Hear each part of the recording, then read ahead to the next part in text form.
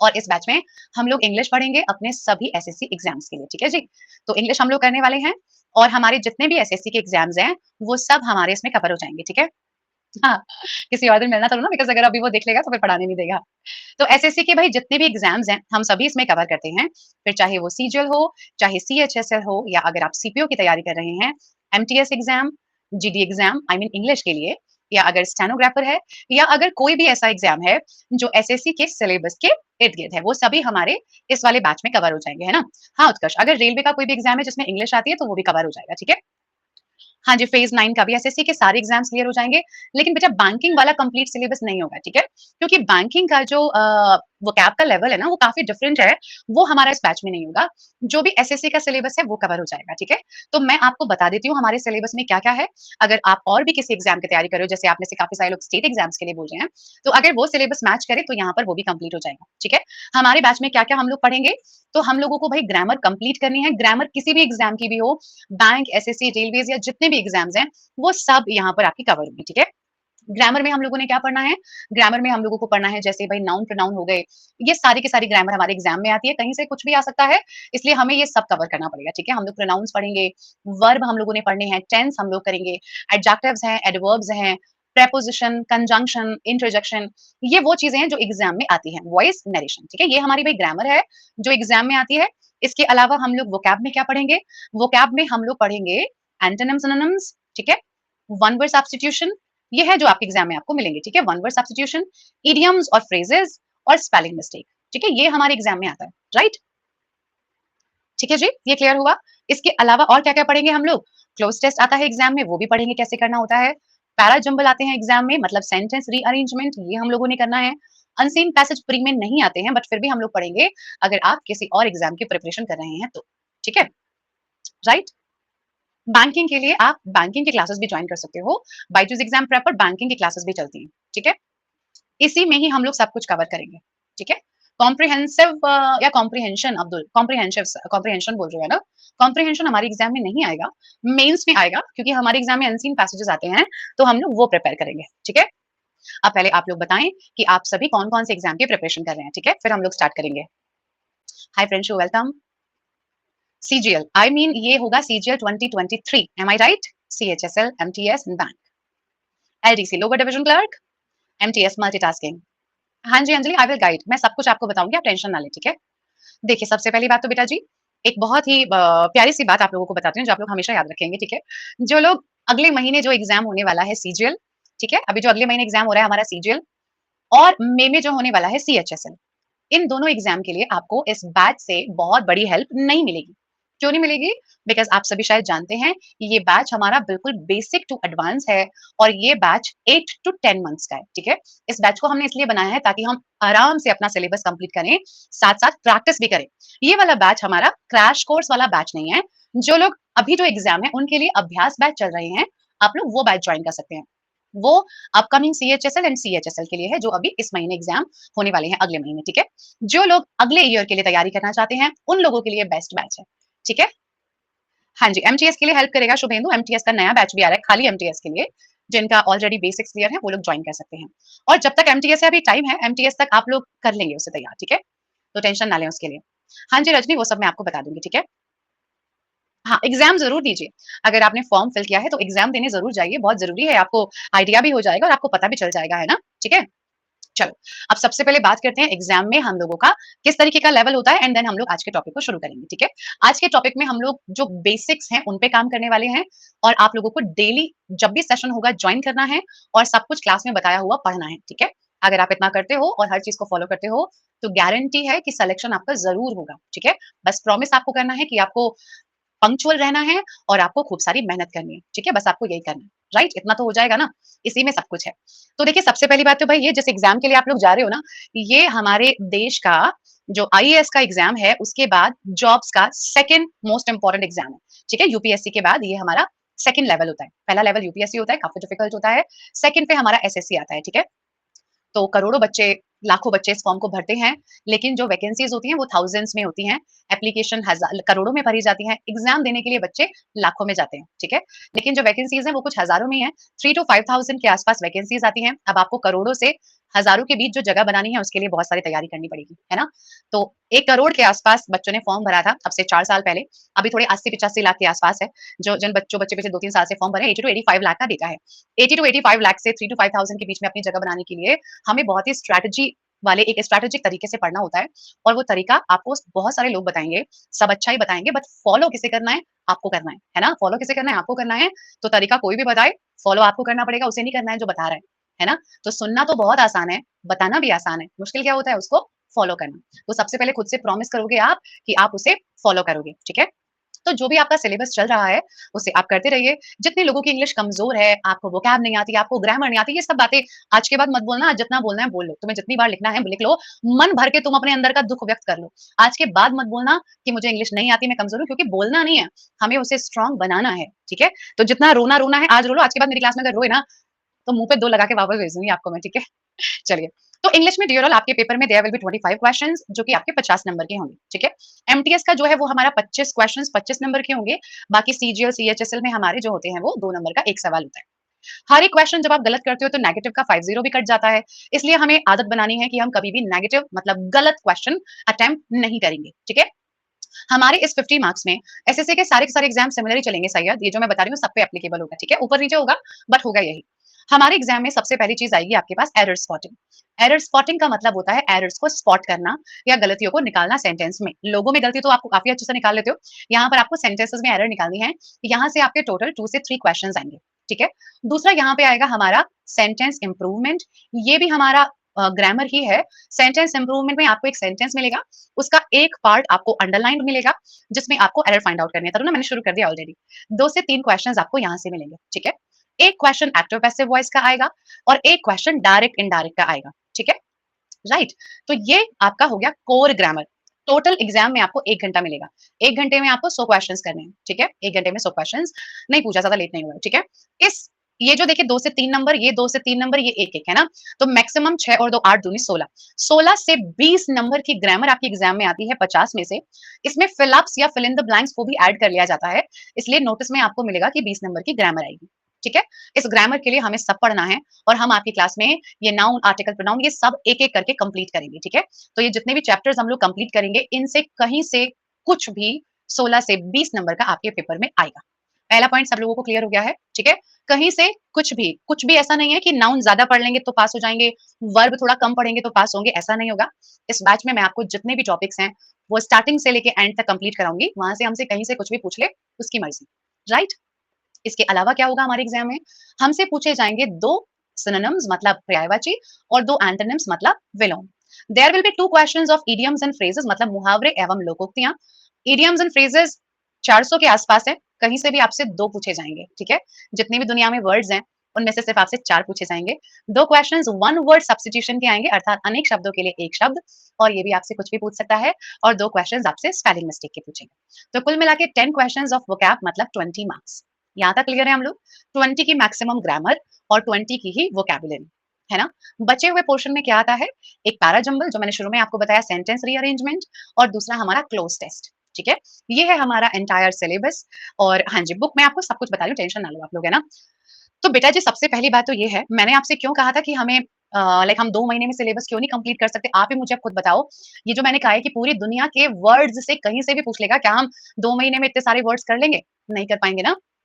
नहीं हो पाएगा ना 10 क्वेश्चंस 20 मार्क्स इसीलिए कम से कम 6 मंथ्स इंपॉर्टेंट होते हैं एसएससी की तैयारी के लिए कम से कम 6 मंथ्स बिना 6 महीने लगाए अगर आप बिल्कुल एक लाइक बेसिक से तैयारी कर रहे हो तो पॉसिबल नहीं होता है हाँ काफी सारे बच्चे ऐसे हैं जो एक बार कभी सिलेबस पढ़ चुके हैं या इन सब चीजों को ऑलरेडी जानते हैं उनके लिए 2 महीने काफी है लेकिन वो जो पहली बार पेपर देने आए हो आपको कम से कम 6 महीने चाहिए ठीक है इंग्लिश की बुक आपको बिल्कुल जरूरत पड़ेगी इंग्लिश की 2 बुक्स हैं जो आप लोग ले सकते हो एक है एसपी बख्शी ये किताब पूरी इंग्लिश में है but guys believe me this is the best book जितनी मतलब ये सिर्फ इस एसएससी के एग्जाम्स नहीं ये आपकी ओवरऑल इंग्लिश की डेवलपमेंट के लिए बहुत ही प्यारी बुक है और ये अरिहंत पब्लिकेशन की है ठीक है सेकंड बुक हिंदी में है नीतू सिंह मैम की बुक है पार्ट 1 ये बहुत अच्छी बुक है ये भी आप लोग ले सकते हो इनमें से कोई भी बुक अगर आपके पास है तो प्लीज आप दूसरी कोई बुक मत लेना अगर नहीं है तो दोनों में से कोई भी एक आप ले लेना ठीक है आप कोई भी वो बुक अपने पास रखो जिसमें सब कुछ हो अलग अलग मत खरीदो वोकैब की अलग ग्रामर की अलग ऐसा नहीं करना है आप एक ही बुक लीजिए जिसमें कंप्लीट सिलेबस है राइट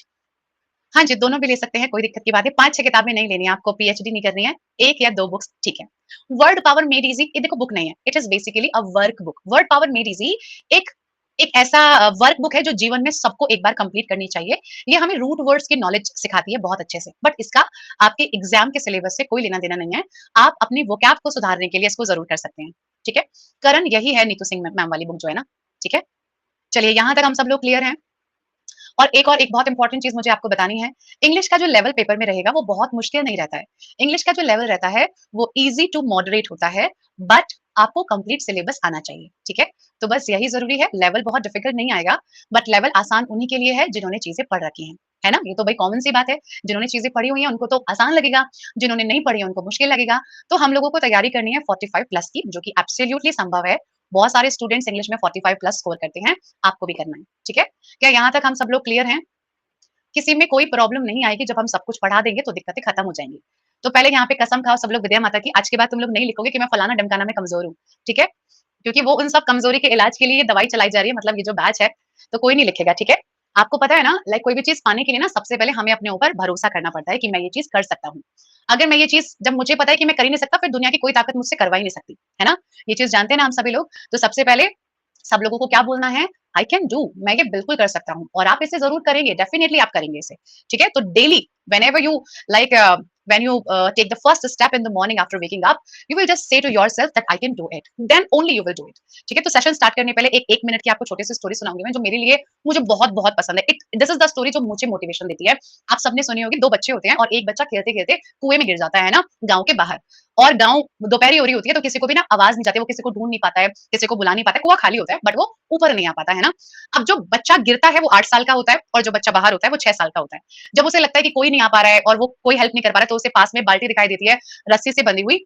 हाँ, संदीप माहेश्वरी से आपने सुनी होगी, है ना? उस बाल्टी को वो कुएँ में गिराता है और 8 साल के बच्चे को खींच के ऊपर ले आता है ना? और जब गाँव में जाके बताता है तो हर कोई कहते हैं कि तू तो पागल है क्या, फालतू बात कर रहा है, तू नहीं कर सकता ऐसा, है ना? लेकिन जो गाँव के सबसे एक विद्वान व्यक्ति होते हैं, वो बोलते हैं कि ये झूठ नहीं बोल रहा है, ये बिल्कुल सच बोल रहा है, इसने एक्चुअली 8 साल के बच्चे को निकाला है। तो सब बोलते हैं, "क्यों भई? ये तो पागल है, आप भी पागल है क्या?" तो वो बताते हैं कि वहाँ पे इसे कोई ये बताने वाला नहीं था कि एक 6 साल का बच्चा 8 साल के बच्चे को कुएँ से बाहर निकाल सकता है। अगर वहाँ कोई इसे ये बोल देता ना कि तू तो छोटा है, तू तो इसे निकाल ही नहीं पाएगा, तो शायद निकाल ही नहीं पाता कभी भी, है ना? और ये स्टोरी बिल्कुल बहुत अच्छा मोटिवेशन देने वाली है हम लोगों को। जब तक कोई हमें जब तक कोई हमें डिमोटिवेट नहीं करता है, तो तब तक हम लोग डिमोटिवेट होते ही नहीं हैं।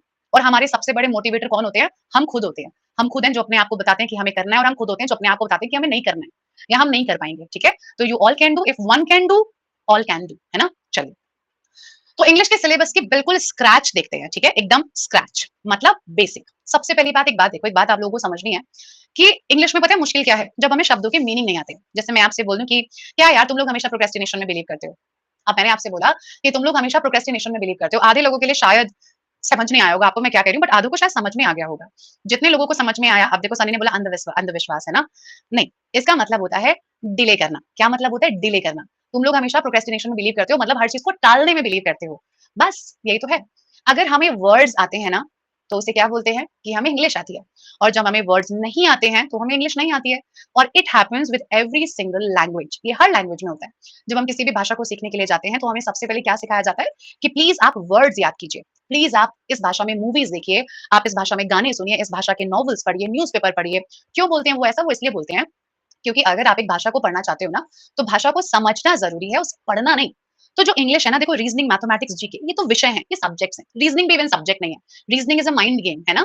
रीज़निंग क्या है? हमारा माइंड गेम है कि हम चीज़ों में लॉजिक्स कैसे फाइंड आउट कर रहे हैं। English is truly a language. ये तो क्या है? संपूर्ण रूप से एक भाषा है। और भाषा को समझने के लिए सबसे ज़रूरी क्या है? उसके शब्दों को समझना। इसीलिए पहला टॉपिक हम लोग क्या कर रहे हैं? Parts of speech. Parts of speech क्या है? स्पीच का मतलब है बातें, कथन, जो भी आपके कथन है, बोलने वाले, सुनने वाले, लिखने वाले, इन सब में वर्ड्स हैं। क्या है? इन सब में वर्ड्स हैं, ठीक है? नोट्स कैसे बनाएं? नोट्स बनाने के बेटा दो तरीके हैं। जो मैं आपको क्लास में पढ़ा रही हूँ ना, देखो ये सब कुछ ऐसे बड़ा प्यारा प्यारा लिखा हुआ है, सुंदर सुंदर, क्यूटी क्यूटी, तो सब कुछ लिखा हुआ है अच्छे से। आप चाहें तो क्लास के बाद इसको फेयर तरीके से नोट कर सकते हैं, डाउनलोड करने के बाद। या दूसरा तरीका ये है, जब मैं आपको पढ़ा रही हूँ, आप थोड़ा थोड़ा अपना रफली नोट करते रहिए, जो बात आपको आपके शब्दों में समझ में आ जाए, और बाद में आप इसे क्या करेंगे? साफ साफ लिखेंगे। पहली बात तो ये कि सबकी एक अच्छी साफ-सुथरी नोटबुक होनी चाहिए, जिसमें आप अपना पूरा सिलेबस लिखोगे, क्योंकि आपको आपके ही शब्दों में सबसे अच्छे समझ में आता है। कभी भी पीडीएफ्स के ऊपर आपको रिलाय नहीं करना है, डिपेंड नहीं होना है। जब आपका बैच खत्म हो रहा होगा ना, आपके पास 500 से ज़्यादा पीडीएफ्स हो जाएँगे और आप अपनी आँखों को कितना परेशान करोगे स्क्रीन देख-देख के, है ना? इसलिए पीडीएफ्स रहेंगे as a proof, but please आप उन्हें खुद नोट कीजिएगा। तो नोट्स यही हैं जो पीडीएफ मैंने आपको दिए हैं, यही नोट्स हैं, कंप्लीट नोट्स हैं ये, but it's a request and a suggestion, please note down them in your personal notebook. ठीक है जी? चलिए, आप थोड़ी देर पढ़ाने दीजिएगा, ठीक है? मैं चैट को प्राइवेट कर देती हूँ, आप थोड़ी देर समझते हैं बातों को, है ना? तो डियर ऑल, आप जितनी भी बातें बोलते हो, जितनी भी बातें आप सुनते हो, आप कुछ भी करते हो, इन सब में हमेशा कुछ ना कुछ शब्द होते हैं। जैसे मैंने आपसे बोला कि भाई आपका नाम क्या है? तो आपका नाम क्या है? 4 शब्द आ गए इसमें, है ना? राइट? ये जो 4 शब्द है ना, ये 4 शब्द ग्रामर है। तो इसमें क्या है? इसमें कोई ना कोई वर्ड्स हैं। ये जो स्पीच मैंने आपको बोली है, इस स्पीच में 4 वर्ड्स आए, ये 4 वर्ड्स इस ग्रामर से कहीं न कहीं से लिए गए हैं। तो पार्ट ऑफ स्पीच का मतलब होता है इस दुनिया में जितने भी वर्ड्स हैं, वो किसी ना किसी पार्ट ऑफ स्पीच से बिलॉन्ग करते हैं और ये पार्ट ऑफ स्पीच क्या होते हैं? ये 8 पार्ट ऑफ स्पीच होते हैं। Noun, pronoun, verb, adjective, adverb, आप इन्हें कैसे भी नंबरिंग कर सकते हो। एक ही बात है, 6, 7, 8 कैसे भी कर लो आप, ठीक है? ये हमारे 8 पार्ट ऑफ स्पीच है। अब हमें जानना क्या है कि कोई भी वर्ड कैसे फंक्शन, मतलब किसी भी वर्ड का काम क्या होता है और हम उसे कैसे-कैसे यूज़ कर सकते हैं, ठीक है? तो इन सभी को मिला के हमारी ग्रामर बनी है। Grammar, what is grammar? Grammar व्याकरण है। व्याकरण क्या है? व्याकरण है भाषा का शुद्ध रूप, है ना? क्या कर रहा है? अगर मैं आपसे बोलूँ कि भाई क्या कर रहा है? It is not pure grammar. ये हुई मेरा क्या एक बोली, क्या कर रहा है? ये चलता है यहाँ पे, है ना? यूपी में क्या कर रहा है चलता है, but when you right it, you can not right क्या कर रहा है। यू हैव टू राइट क्या कर रहे हो, because that is the format how you right, है ना? दिस इज़ द ग्रामर, ठीक है? मैं नहीं आ रहा स्कूल, जा कर ले क्या करे। That's kind bit of Haryana, but you can not write it that way. While you write you have to use some rules, आपको कुछ ना कुछ अब ध्यान रखना है कि लिखने का फॉर्मेट है, तो that is what grammar is. और वही चीज एग्जामिनर आपकी चेक करना चाहता है कि आप ग्रामर में कितने अच्छे हो। तो let's have these part of speech one by one. एक तो मैं आप लोगों को बता दूं कि आज हम लोग सिर्फ इनका एक ओवरव्यू देख रहे हैं, ठीक है? हम इन्हें ओवरव्यू कर रहे हैं, हम इन सबको डिटेल में पढ़ेंगे। कल हमारे नाउन का टॉपिक चलेगा, जिसमें हम नाउन के सारे रूल्स पढ़ेंगे। आज हम लोग सिर्फ इनका ओवरव्यू कर रहे हैं, राइट? क्लियर? हाँ जी, चलिए। तो इनके बारे में थोड़ा-सा जान लेते हैं, ठीक है? अरे अभी कहाँ क्लास खत्म हो गया बेटा, 2 घंटे का क्लास है, 5 से 7। तो आप लोग अपना नहा धो के, मुँह हाथ धो के जैसे आना है ऐसे ढंग से आया करो, ठीक है, इस क्लास में। ओके? चलिए, सबसे पहले बात करते हैं नाउन के बारे में। देखिए नाउन क्या होता है? नाउन का मतलब होता है जब कोई भी वर्ड हमें नेम देता है, हमें या किसी भी चीज़ को नाम देना नाउन कहलाता है। अब आपके आस-पास जितनी भी चीज़ें हैं, इन सबके कोई ना कोई नाम लिखे हैं, कोई ना कोई नाम है। ये एक पेन है, आपका नाम दीक्षा है, अमित है, मिष्टी है, अभिषेक है, प्रिया है, व्हाटएवर। हाँ, ये सब क्या है? ये सब आपके नाम हैं। हमारे पास जितनी भी चीज़ें हैं उनके भी नाम हैं। क्यों? आपने बैच जॉइन करने के पहले देखा नहीं कि कौन-सी क्लास कब कितनी चलेगी? हुँ? नहीं देखा क्या? तो देखना चाहिए। क्लास 2 घंटे की है, क्योंकि हमारी जो क्लास है वो सिर्फ मंडे टू थर्सडे है। मंडे, ट्यूसडे, वेडनेसडे, थर्सडे, ठीक है? तो क्लास सिर्फ 4 ही दिन चलेगी और हमारा जो सिलेबस है वो रेगुलरली नहीं चलेगा, बीच में ब्रेक्स हैं। इसलिए जो इंग्लिश की क्लास है वो 2 घंटे की है, ठीक है? हाँ जी, 5 टू 7, राइट? चलिए, तो नाउन क्या है? नाउन हमारी चीज़ों के नाम हैं, ठीक है? अब वो कोई भी चीज़ हो सकती है, हमारी फीलिंग का नाम भी नाउन है, इस क्लास का जो बैच का नाम है सफलता, ये भी नाउन है। तो जो भी चीज़ हमारे आस-पास है, ये सभी नाउन में जाएगा, है ना? Ram, India, pen, new year, dog, cat, elephant, garden, school, work, ये सब नाउन है। भाई हिंदी में क्यों होना चाहिए? मैं आपको क्यों पढ़ाऊँ कि संज्ञा क्या होता है? ये तरन्नुम क्यों मैं आपको हिंदी में पढ़ाऊँ? क्या आप हिंदी की क्लास जॉइन कर रहे हैं? क्या आपके पेपर में आपको हिंदी में मिलेगा कि संज्ञा के पार्ट्स बताइए? क्या पॉइंट है बेटा हिंदी में इन सब के होने का? जब क्वेश्चन इंग्लिश में आएँगे तो आपको हिंदी में पढ़ना क्यों है? हिंदी में एक्सप्लेनेशन ही आई थिंक काफ़ी है, ये सब हिंदी में नहीं आएगा। ना एग्ज़ाम में हिंदी में सवाल आएँगे, ठीक है? इंग्लिश में ही क्वेश्चन्स आएँगे, राइट? चलिए, एग्ज़ाम्पल देखिए, जैसे the teacher told the children to stop chattering in class. Teacher ने बच्चों को बोला कि क्लास में बातें करना बंद करो। अब देखिए इस सेंटेंस में अगर आप देखते हो, तो एक तो टीचर नाउन है और एक चिल्ड्रन नाउन है।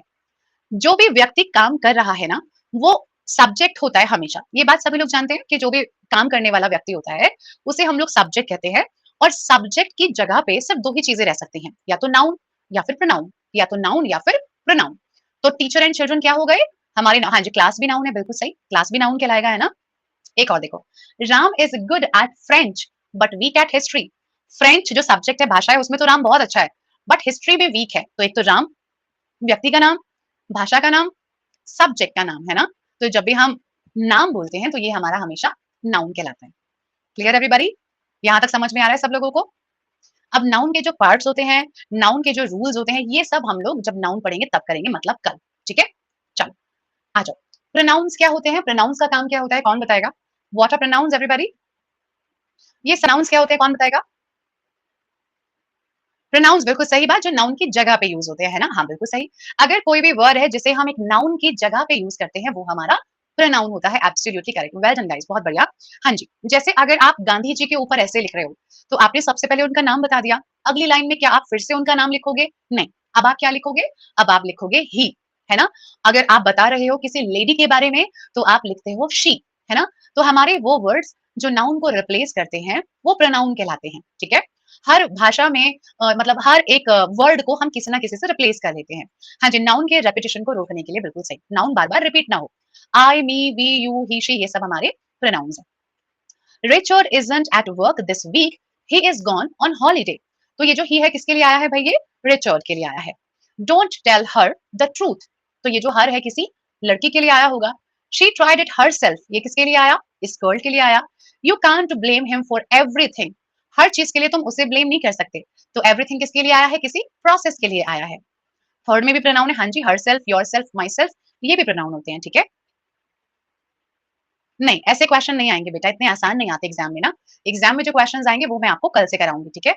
एग्ज़ाम में जो क्वेश्चन्स आते हैं वो प्रैक्टिकल एप्लीकेशन पे आते हैं। आपको एक सेंटेंस देगा, उसमें आपको एरर फाइंड आउट करना होगा। हाँ, एसएससी का एग्ज़ाम है, स्कूल का एग्ज़ाम नहीं है, ठीक है? Everything, anything, something, someone, anybody, ये सब प्रोनाउन्स हैं। एक बात बताओ, जब आपने एवरीथिंग बोला, क्या आपने किसी स्पेसिफिक का नाम लिया? नहीं लिया ना? तो ये भी क्या है? हाँ, यहाँ पे हिम भी प्रोनाउन है बेटा, राइट, ये भी प्रोनाउन है, ठीक है? हिम भी प्रोनाउन है, एवरीथिंग भी प्रोनाउन है, ठीक है? एवरीथिंग कैसा प्रोनाउन है? ये है बेटा हमारा इंडेफिनिट प्रोनाउन, ठीक है?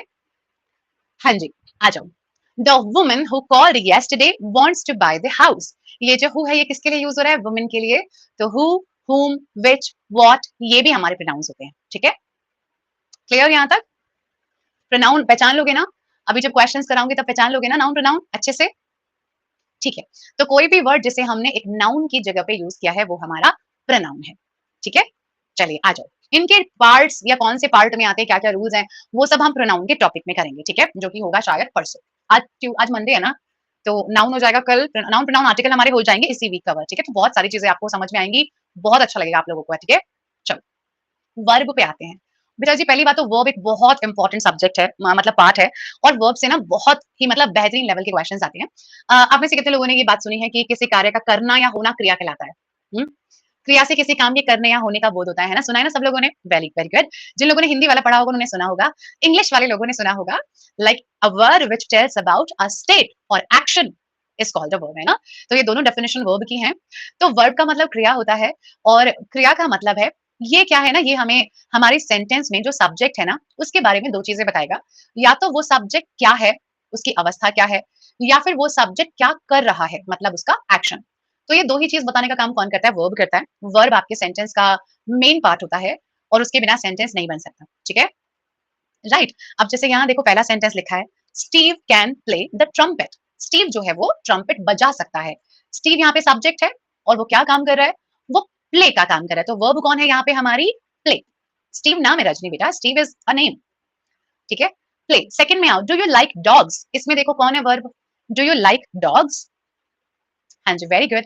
इसमें लाइक वर्ब है, पसंद करना भी तो। डॉग, भाई सैयद कैसी बात है, डॉग कौन सी वर्ब है? डॉग कोई काम थोड़ी है, डॉग तो नाउन है, ठीक है ना? डॉग तो नाउन है। कोई भी काम करने को वर्ब कहते हैं, ठीक है? तो लाइक वर्ब है। They listen to music every day, इसमें बताओ। They listen to music every day, इसमें आप क्या काम कर रहे हो? इसमें जो व्यक्ति हैं वो क्या काम कर रहे हैं? वो म्यूजिक सुनने का काम कर रहे हैं। Well done everybody. Listen is verb here. जी, बिल्कुल सही। हाँ जी। She is an old lady. अच्छा, इस बात नहीं, रुक जाइए, थामा थामा थामा, रुक जाओ रुक जाओ। ओल्ड नहीं है मेरे भाई, रुक जाओ। जब सेंटेंस में एक्शन नहीं है ना, तो आप हेल्पिंग वर्ब यूज कर रहे हो, है ना? वर्ब दो प्रकार की होती हैं, मेन वर्ब और हेल्पिंग वर्ब। जब आपने कहा खाना पीना, रोना सोना, पसंद करना, नफरत करना, ये तो मेन वर्ब्स हैं। लेकिन is, am are, was, were, has, have, had, ये सब हेल्पिंग वर्ब्स हैं। जब सेंटेंस में कोई एक्शन नहीं है तो स्टेट है, ठीक है? बेटा एन कौन सी वर्ब है बच्चे? एन का मतलब है एक। इज वर्ब है सेंटेंस में, क्या है वर्ब? इज। गाइस रुक जाइए बेटा, लिसन, लेडी वर्ब थोड़ी है। लेडी तो नाउन है। व्यक्ति वस्तु स्थान के नाम को क्या कहते हैं? नाउन कहते हैं ना। तो लेडी नहीं है, इज, एम, आर, वॉज, वर, ये भी वर्ब होती है, ठीक है? चलो अगले वाले पे आओ, अगले में आओ। The group went climbing in the mountains. Okay, तो ज्यादातर लोगों की वोट जा रही है क्लाइंबिंग को, ठीक है, बट नहीं डियर, और climbing is not the verb here. Climbing यहाँ पे कह रहा है कि ग्रुप गया माउंटेन्स पर चढ़ने के लिए। रितेश, म्यूजिक नाउन है भाई, दुनिया की सारी चीजों के नाम नाउन है, म्यूजिक, पेंटिंग, सिंगिंग, डांसिंग सब नाउन है, ठीक है। इसमें जो सेंटेंस पे काम वो क्लाइंबिंग का नहीं, वो जाने का हो रहा है। एक बात बताओ, अगर आप पेंटिंग बनाने के लिए गए, दीक्षा क्या हो गया आपको? आपको नहीं पता लेडी का मीनिंग क्या होता है? कैसी बात कर रहे हो बेटा ये? आर यू श्योर आप लेडी का मीनिंग पूछ रहे हो? लेडी का मतलब क्या होता है? लेडी है, मैं नहीं खेल रही यार ऐसे, बिल्कुल नहीं खेल रही मैं सच में। भैया लेडी मतलब लेडी, औरत को लेडी बोलते हैं। एसएससी की तैयारी करनी है ना?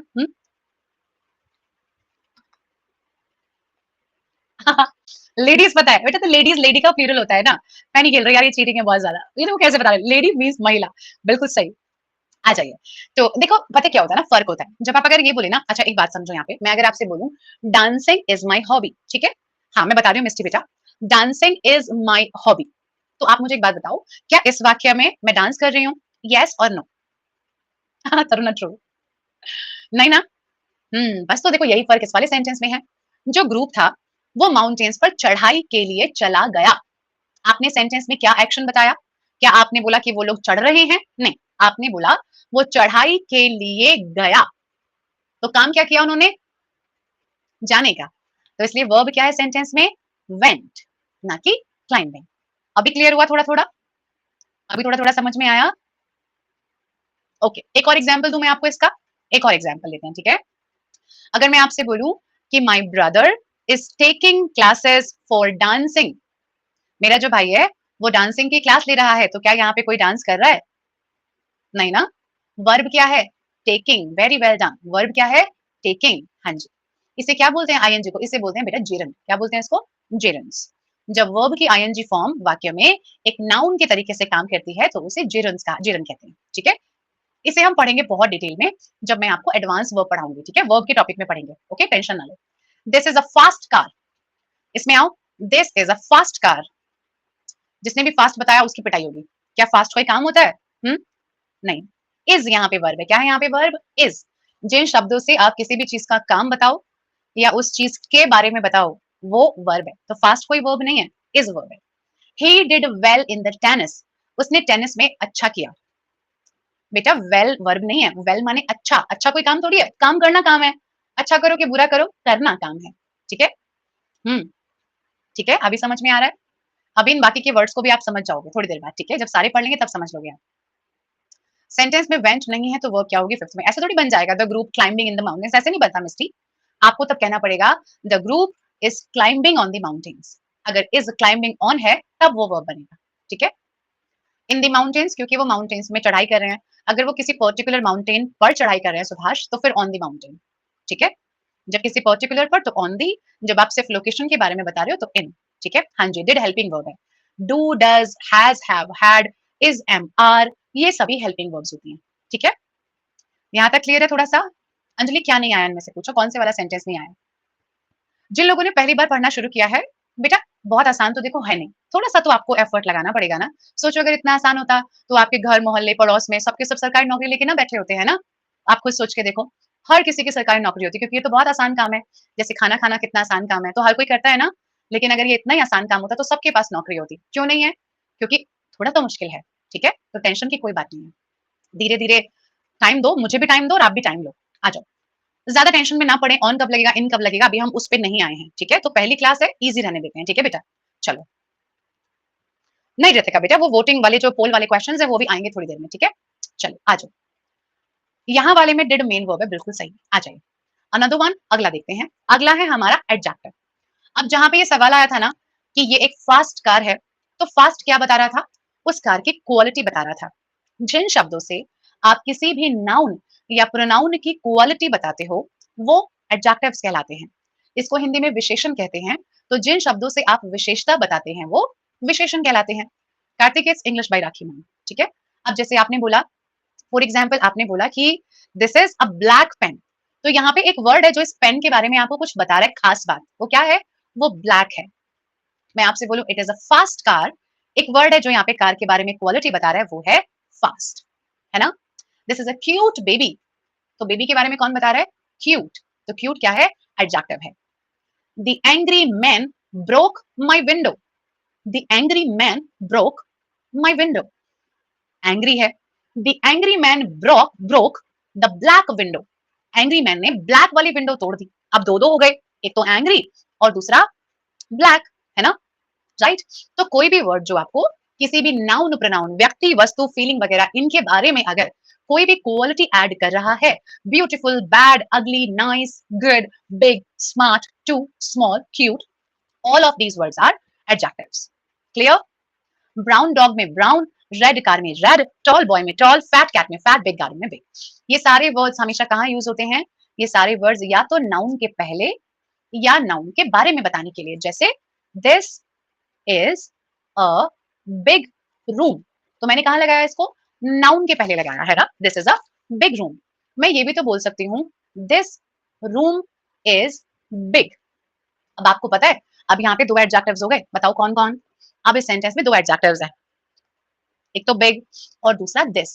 पता है दिस कैसे एडजेक्टिव बना? क्योंकि जब कोई भी वर्ड एक नाउन के पहले आ जाता है तो वो भी एडजेक्टिव बन जाता है।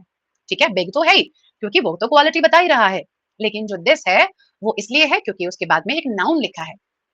ओके, ये हम और डिटेल में पढ़ेंगे एडजेक्टिव के टॉपिक में। बहुत प्यारा टॉपिक है ये, बहुत प्यारे प्यारे रूल्स आते हैं यहाँ से। ठीक है, चलो आ जाओ, आगे बढ़े आप। अच्छा, आपको पता है एडजेक्टिव में आप कुछ भी बता सकते हो। ये ऐसा कोई जरूरी नहीं है कि बस आप उसकी क्वालिटी बताओ, आप उसकी संख्या भी बता सकते हो। मेरे पास दो पेन्स हैं, तो अब आपने क्या बताया कि आपके पास दो पेन है, तो दो भी तो क्या है, पेन के बारे में ही है ना। तो ऐसा कोई जरूरी नहीं है कि बस सुंदर, प्यारा, अच्छा, बुरा ही होना चाहिए, नहीं, it can be anything. Noun के बारे में कुछ भी हो सकता है वो। ठीक है, चलो अगले आते हैं हमारे एडवर्ब्स। एडवर्ब का काम क्या है? हाँ अंजलि, उसके बारे में ज्यादा मत सोचो, अभी वो जो टॉपिक पढ़ेंगे तब करेंगे उससे, ठीक है, कि वो कैसी क्वालिटी है ना।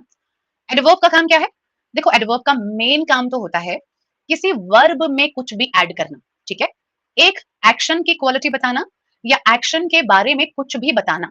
ऐसा नहीं कि बस क्वालिटी, एक्शन का टाइम, एक्शन की जगह, एक्शन कितनी बार हो रहा है, एक्शन कैसा हो रहा है, ये सब एडवर्ब है। ठीक है, फॉर एग्जाम्पल अगर मैं आपसे ये बोलूं कि भाई शी ईट्स स्लोली, वो बहुत धीरे धीरे खाती है, तो बताइए यहाँ पे जो स्लोली है वो आपको किसके बारे में बता रहा है? ईट्स के बारे में। ईट्स एक वर्ब है और जो वर्ब की क्वालिटी बताए वो एडवर्ब है ना? क्लियर? तो जितने भी हमारे एल वाई वाले वर्ड्स होते हैं ना, वो हमारे सारे एडवर्ब्स होते हैं, आपको पता है। मॉडिफाई मतलब उसके बारे में कुछ बताना, उसको चेंज करना, इज कॉल्ड मॉडिफाई करना। ठीक है, हाँ जी। तो जो एडवर्ब्स हैं उनका मेन काम क्या होता है? उनका मेन काम होता है सेंटेंस के एक्शन के बारे में कुछ बताना। अच्छा, इसके अलावा, एक्शन के अलावा एडवर्ब्स एडजेक्टिव्स के साथ भी जुड़ सकते हैं। एडजेक्टिव्स के साथ कैसे? जैसे मैं अगर आपसे बोलूं कि भाई शी इज ब्यूटीफुल, तो बताओ यहाँ पे ब्यूटीफुल क्या है? अभी मैंने आपको पढ़ाया था कि कोई सुंदर है तो सुंदर क्या है? शी इज ब्यूटीफुल में ब्यूटीफुल एडजेक्टिव है। वेरी वेल डन गाइस, बहुत बढ़िया। शी इज ब्यूटीफुल में ब्यूटीफुल क्या है? एडजेक्टिव है ना? राइट? अच्छा, अगर मैं आपसे बोलूं शी इज वेरी ब्यूटीफुल, अब भाई वो बहुत सुंदर है, तो ब्यूटीफुल तो एडजेक्टिव है, सही बात है, लेकिन ये वेरी क्या है? हाँ, आप पता है वेरी क्या है?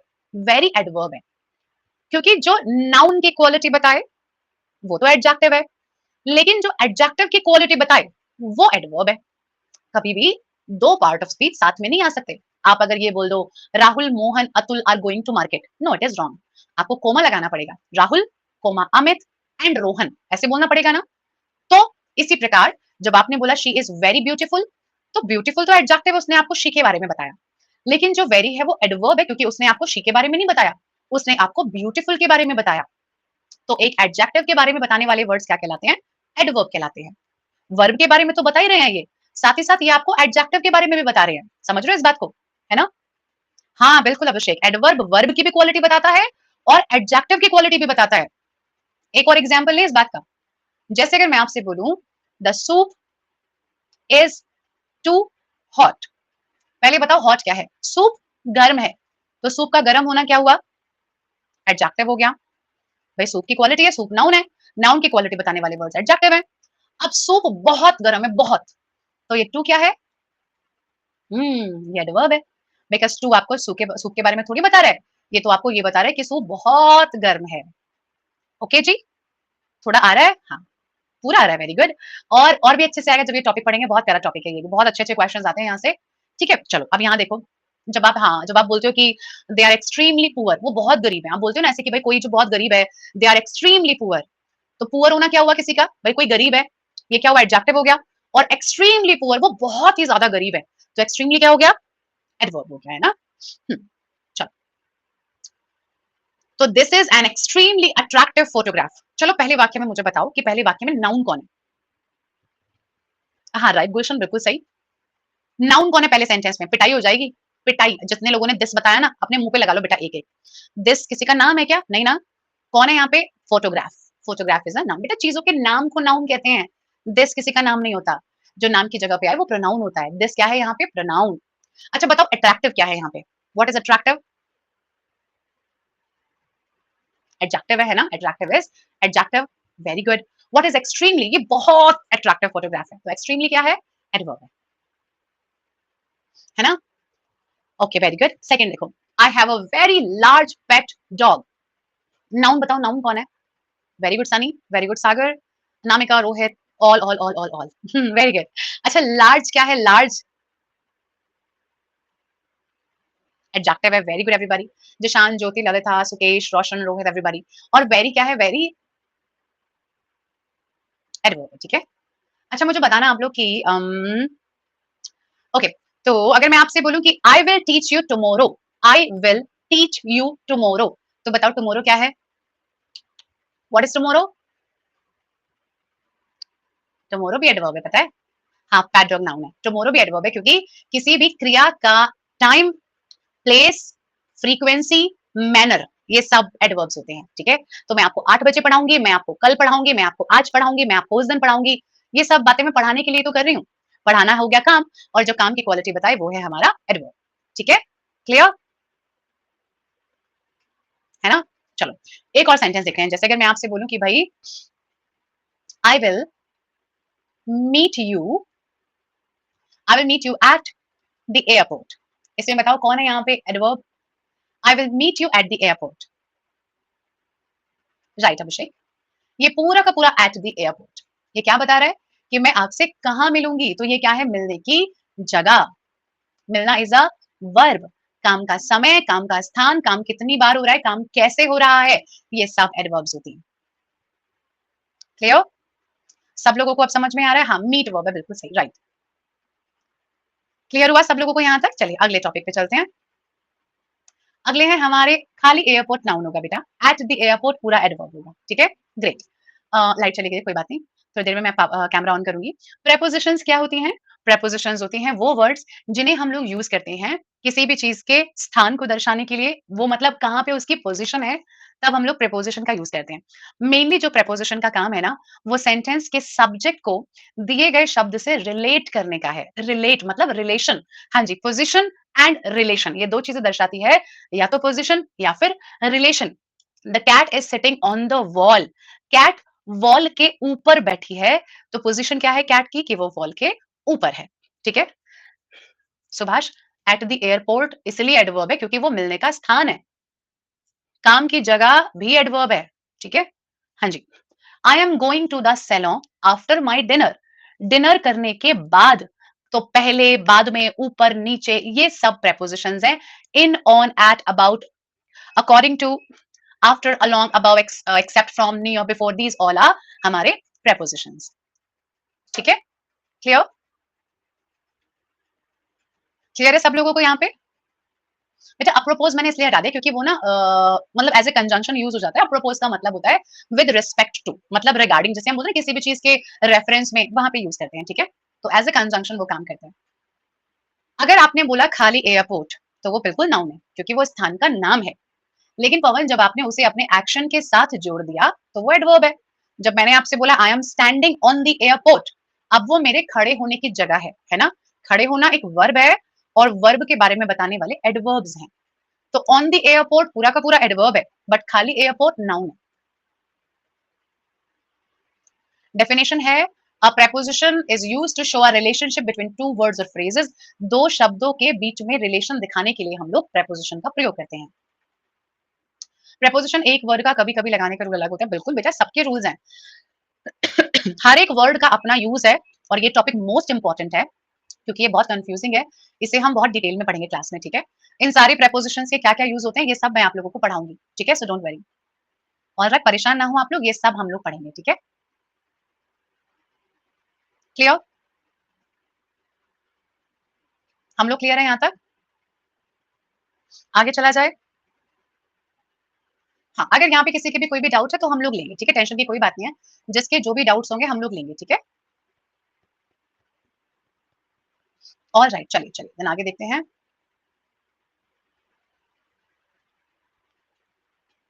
I study carefully. हाँ, तो केयरफुली क्या हो जाएगा? एडवर्ब हो जाएगा, ठीक है? डन, डना, डन ना? चले? चलो। देखो एक बात बताऊँ, काफ़ी सारे बच्चे मे बी ऐसे भी हो सकते हैं, शायद डाउट आ रहा होगा बट पूछ नहीं पा रहे होंगे। तो घबराने की कोई बात नहीं है, okay?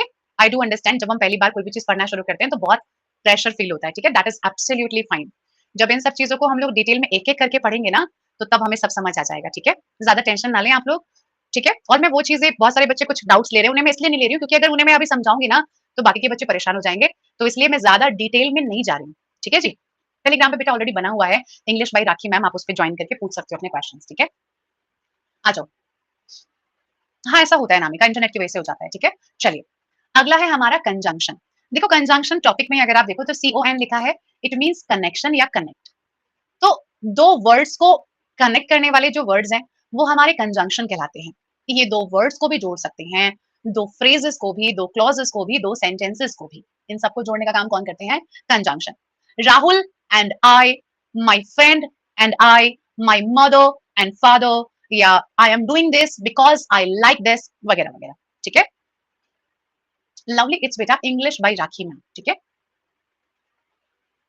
And however, still, but, और, सो, आफ्टर, सिंस, बिफोर, अगर आप इनका प्रयोग जोड़ने के लिए कर रहे हो, 2 वाक्य को, 2 शब्दों को, 2 वाक्यांशों को, तो ये आपके एडवर्ब्स हैं, ठीक है?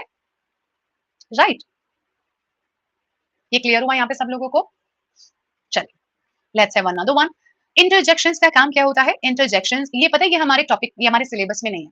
मतलब क्यों नहीं है सिलेबस में? मतलब इसे हम पढ़ेंगे नहीं टॉपिक में, क्योंकि इससे कोई क्वेश्चंस नहीं आते, इसके रूल्स नहीं होते हैं क्योंकि। इनका काम क्या होता है? इनका काम होता है सिर्फ एक्सक्लेमेट, बैक स्लाइड, ये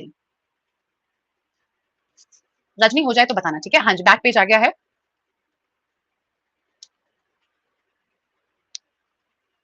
डन, चलो आ जाओ। इनका काम सिर्फ क्या होता है? एक्सप्रेशंस या इमोशंस को दिखाना। जब आप बोलते हो ना कि ओ माय गॉड, इतना, इतनी प्यारी कार, हम बोलते हैं like oh God, like wow. आप बोलते हो ना ऐसे, आप बोलते हो उप्स, आई एम सो सॉरी, मतलब उप्स, मुझसे पानी बिखर गया, या ओह मुझे बहुत बुरा लगा ये जान के कि आप आपकी फर्स्ट डिवीजन नहीं आई, ऐसे जान के ना, मतलब या बोलते हो ग्रेट, आपने बहुत अच्छा काम किया, ओह सो क्यूट, या ओह, ऐसे कैसे हो गया? Few is bad, few that was a close call, मतलब मुझसे मिस हो गया, ठीक है? वाओ, अच्छा मतलब है ना?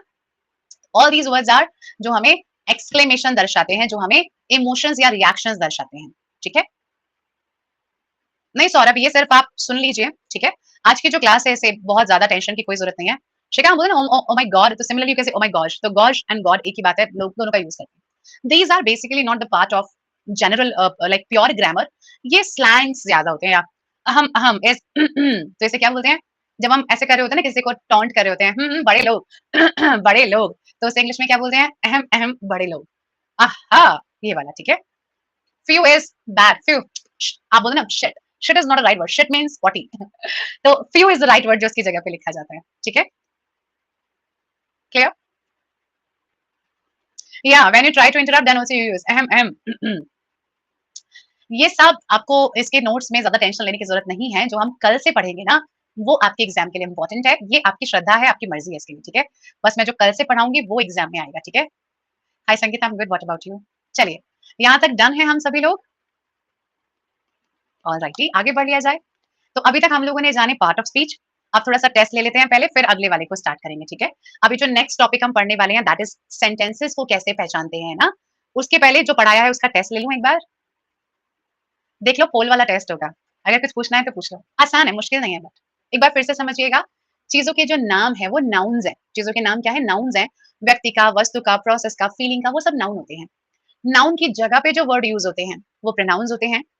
एक्शंस और स्टेट वर्ब होते हैं। नाउन प्रोनाउन की क्वालिटी बताने वाले एडजेक्टिव्स कहलाते हैं। वर्ब और एडजेक्टिव की क्वालिटी बताने वाले एडवर्ब्स कहलाते हैं। प्रेपोजिशंस होते हैं जो पोजीशन या रिलेशन दर्शाएं, beside, beneath, under, upon, above, और जो वाक्य को या शब्दों को जोड़े वो कंजंक्शन कहलाते हैं। ओके, ये इसमें कंजंक्शन है अमित, ठीक है। Ram as well as Shyam is going to market में एज वेल एज कंजंक्शन है। चलिए पहला सवाल आप लोगों के सामने। She went to the market and bought some eggs में वेंट क्या है? प्लीज गाइस सबको अच्छा सा करना है, ठीक है। ये पहली क्लास है एंड आई रियली विश आप सब बहुत अच्छा करें सोच समझ के। Sangeeta please take care of your father and I wish him a speedy recovery.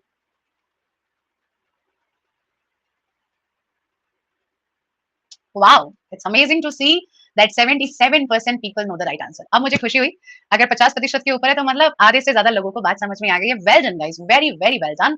And बाकी के लोगों के लिए मुझे बहुत बुरा लग रहा है क्योंकि यार ये तो गलत बात है, ये बहुत गलत बात है। 79% है, अच्छा मेरे पास 77 दिखा रहा था। That's more amazing to know कि 79 है। मुझे बुरा लग रहा है उन लोगों के लिए यार जो वेंट को नाउन बता रहे हैं। I mean, आप लोग ऐसा कैसे कर सकते हो बेटा? नाउन मतलब नाम, क्या वेंट कोई नाम है? वेंट गो की सेकंड फॉर्म है, गो का मतलब है जाना, आना जाना, खाना पीना, सोना बैठना, ये सब वर्ब्स हैं। She is a pronoun not a noun. She एक प्रोनाउन है यहाँ पे, ठीक है। चलिए अगले पे आइएगा। I want to go now, मैं अभी जाना चाहता हूँ।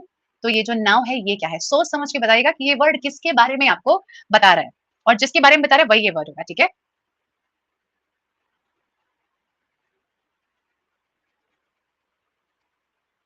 राइट खुशबू, करेक्ट।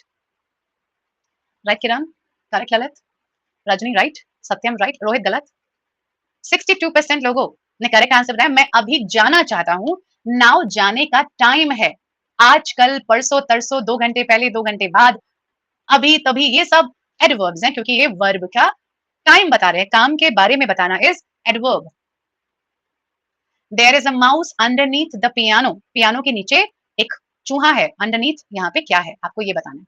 ये क्या बता रहा है सेंटेंस में, आपको ये बताना है, ठीक है। नहीं पूनम, मैं उनके नाम ले रही हूँ जो पूछ रहे हैं मुझसे सही है कि नहीं है, ठीक है। पोल में सबका नाम आ जाएगा, टेंशन ना लो। सोच समझ के राइट आंसर लगाना, ठीक है। नहीं नितिश, कैसे भाई?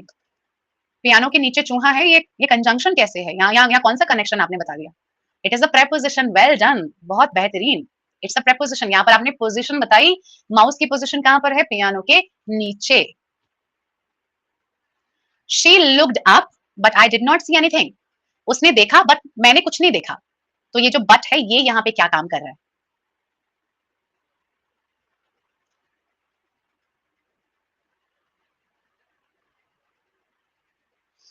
कमेंट्स के सारे आंसर्स करेक्ट राइट गाइस।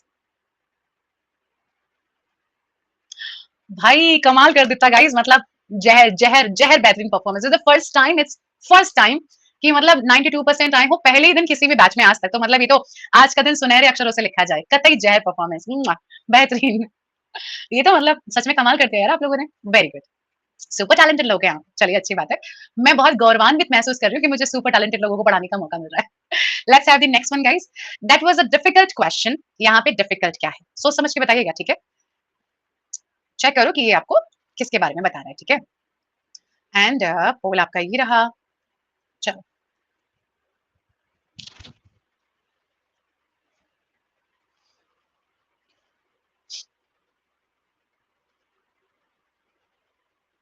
शाबाश। ये एक एडजेक्टिव है क्योंकि इसने आपको क्वेश्चन के बारे में बताया। क्वेश्चन इज अ नाउन और नाउन की क्वालिटी बताने वाले वर्ड्स एडजेक्टिव्स कहलाते हैं। सो वेरी वेल डन, क्या बात है गाइस, बेहतरीन। अच्छा कितने लोग हैं 5 में से 5 वाले? चलो तो रिजल्ट देखें आप। अब रिजल्ट देखते हैं, ठीक है। चलिए, Ujjwal, Riya, Ravi, Tarannum, Satnam, Manu, Baby Rai, Supriya, Ankit, Mohammad Imran, Rahul, Abdul Qadir, Anamika, Sunil, Rajni, Kiran, Kartikeya, Rakesh, Roshan, Mukesh, Divya and many more guys. So happy, super happy. अच्छा लगा आप सभी लोगों को पढ़ के? क्वेश्चंस अच्छे लगे ना? अच्छे लगे क्वेश्चंस? Well done. आपकी खुशी के लिए मैं आपको बता दूं कि इनमें से एक भी सवाल आपके पेपर में नहीं आएगा, ठीक है। श्वेता, क्योंकि मेरे पास लिस्ट में ना बस 20 ही नाम आए हैं बेटा, बाकी के नाम मुझे नहीं दिखाई देते। मेरे पास सिर्फ ऊपर के 20 आते हैं, बाकी के आपको दिखेंगे, ठीक है। हम्म, ये सब इसलिए नहीं आएंगे क्योंकि बच्चों इतना सिंपल नहीं आता एग्जाम में। एग्जाम में डायरेक्ट क्वेश्चंस नहीं आते, सारे इनडायरेक्ट आते हैं, ठीक है। हम उन्हें पढ़ेंगे। हाँ जी, आप में से बहुत सारे बच्चों के टोटल पूरे में से पूरे आए होंगे बट वो मुझे नहीं दिखेंगे। मुझे सिर्फ ऊपर के 20 दिखाई देते हैं, ठीक है। तो इसलिए टेंशन ना लो, वो मुझे ऊपर के टॉप 20 वो दिखे होंगे जिन्होंने बहुत जल्दी आंसर टिक कर दिया होगा, ठीक है। आज तो ऐसे लग रहा है इंग्लिश हलवा है, ये तो I will take it as a compliment. चलो आ जाइए। One more poll. अब पहले हमें बाकी का सिलेबस कंप्लीट करना है तो इसे पढ़ते हैं, ठीक है, उसके बाद करेंगे। ओके जी, आ जाओ। क्या लग रहा है, कभी कभी तो लगता है अपुन भगवान है, अपुन कुछ भी समझ सकता है। चलिए, तो डियर ऑल, अब हम चलते हैं अपने आज के सेकंड टॉपिक पे, जो है कि सेंटेंस क्या होते हैं, उनके बारे में जानना। ठीक है, देखिए इस बात को समझिएगा सब लोग अच्छे से। सेंटेंस क्या होता है? सेंटेंस का मतलब वाक्य होता है, और वाक्य हमेशा कुछ चीजों के मिलने से बनता है। जैसे उसमें सब्जेक्ट होगा, एक वर्ब होगा, हमेशा ये दो चीजें तो होनी होनी है। और एक वाक्य कुछ भी बता सकता है, आपको कुछ बता भी सकता है और आपसे कुछ पूछ भी सकता है। ये दो काम करता है एक वाक्य, या तो आपको कुछ बताएगा या आपसे कुछ पूछेगा। मैं आपसे बोलूं माय नेम इज राखी, ये मैंने आपको बताया। अगर मैं आपसे बोलूं व्हाट इज योर नेम, अब मैंने आपसे पूछा। तो एक सेंटेंस इन दोनों कामों को करता है। ठीक है, अब सेंटेंस में क्या क्या चीजें आती हैं उन्हें समझ लेते हैं। ठीक है, जैसे शी डजंट नो मी, वो मुझे नहीं जानती है, एक नेगेटिव वाक्य है ना। तो पॉजिटिव नेगेटिव जितने भी ये सब वाक्य हैं। डियर ऑल, इंग्लिश की क्लास 2 घंटे के लिए होती है, तो प्लीज आप 2 आवर्स के हिसाब से रेडी होकर आया करें। ठीक है, सेंटेंस के कितने पार्ट्स होते हैं, क्या क्या चीजें जरूरी हैं, वो सब जानते हैं। देखो, सेंटेंस के किसी भी वाक्य के दो पार्ट्स होंगे, सब्जेक्ट और प्रेडिकेट। ठीक है, सब्जेक्ट कौन होता है?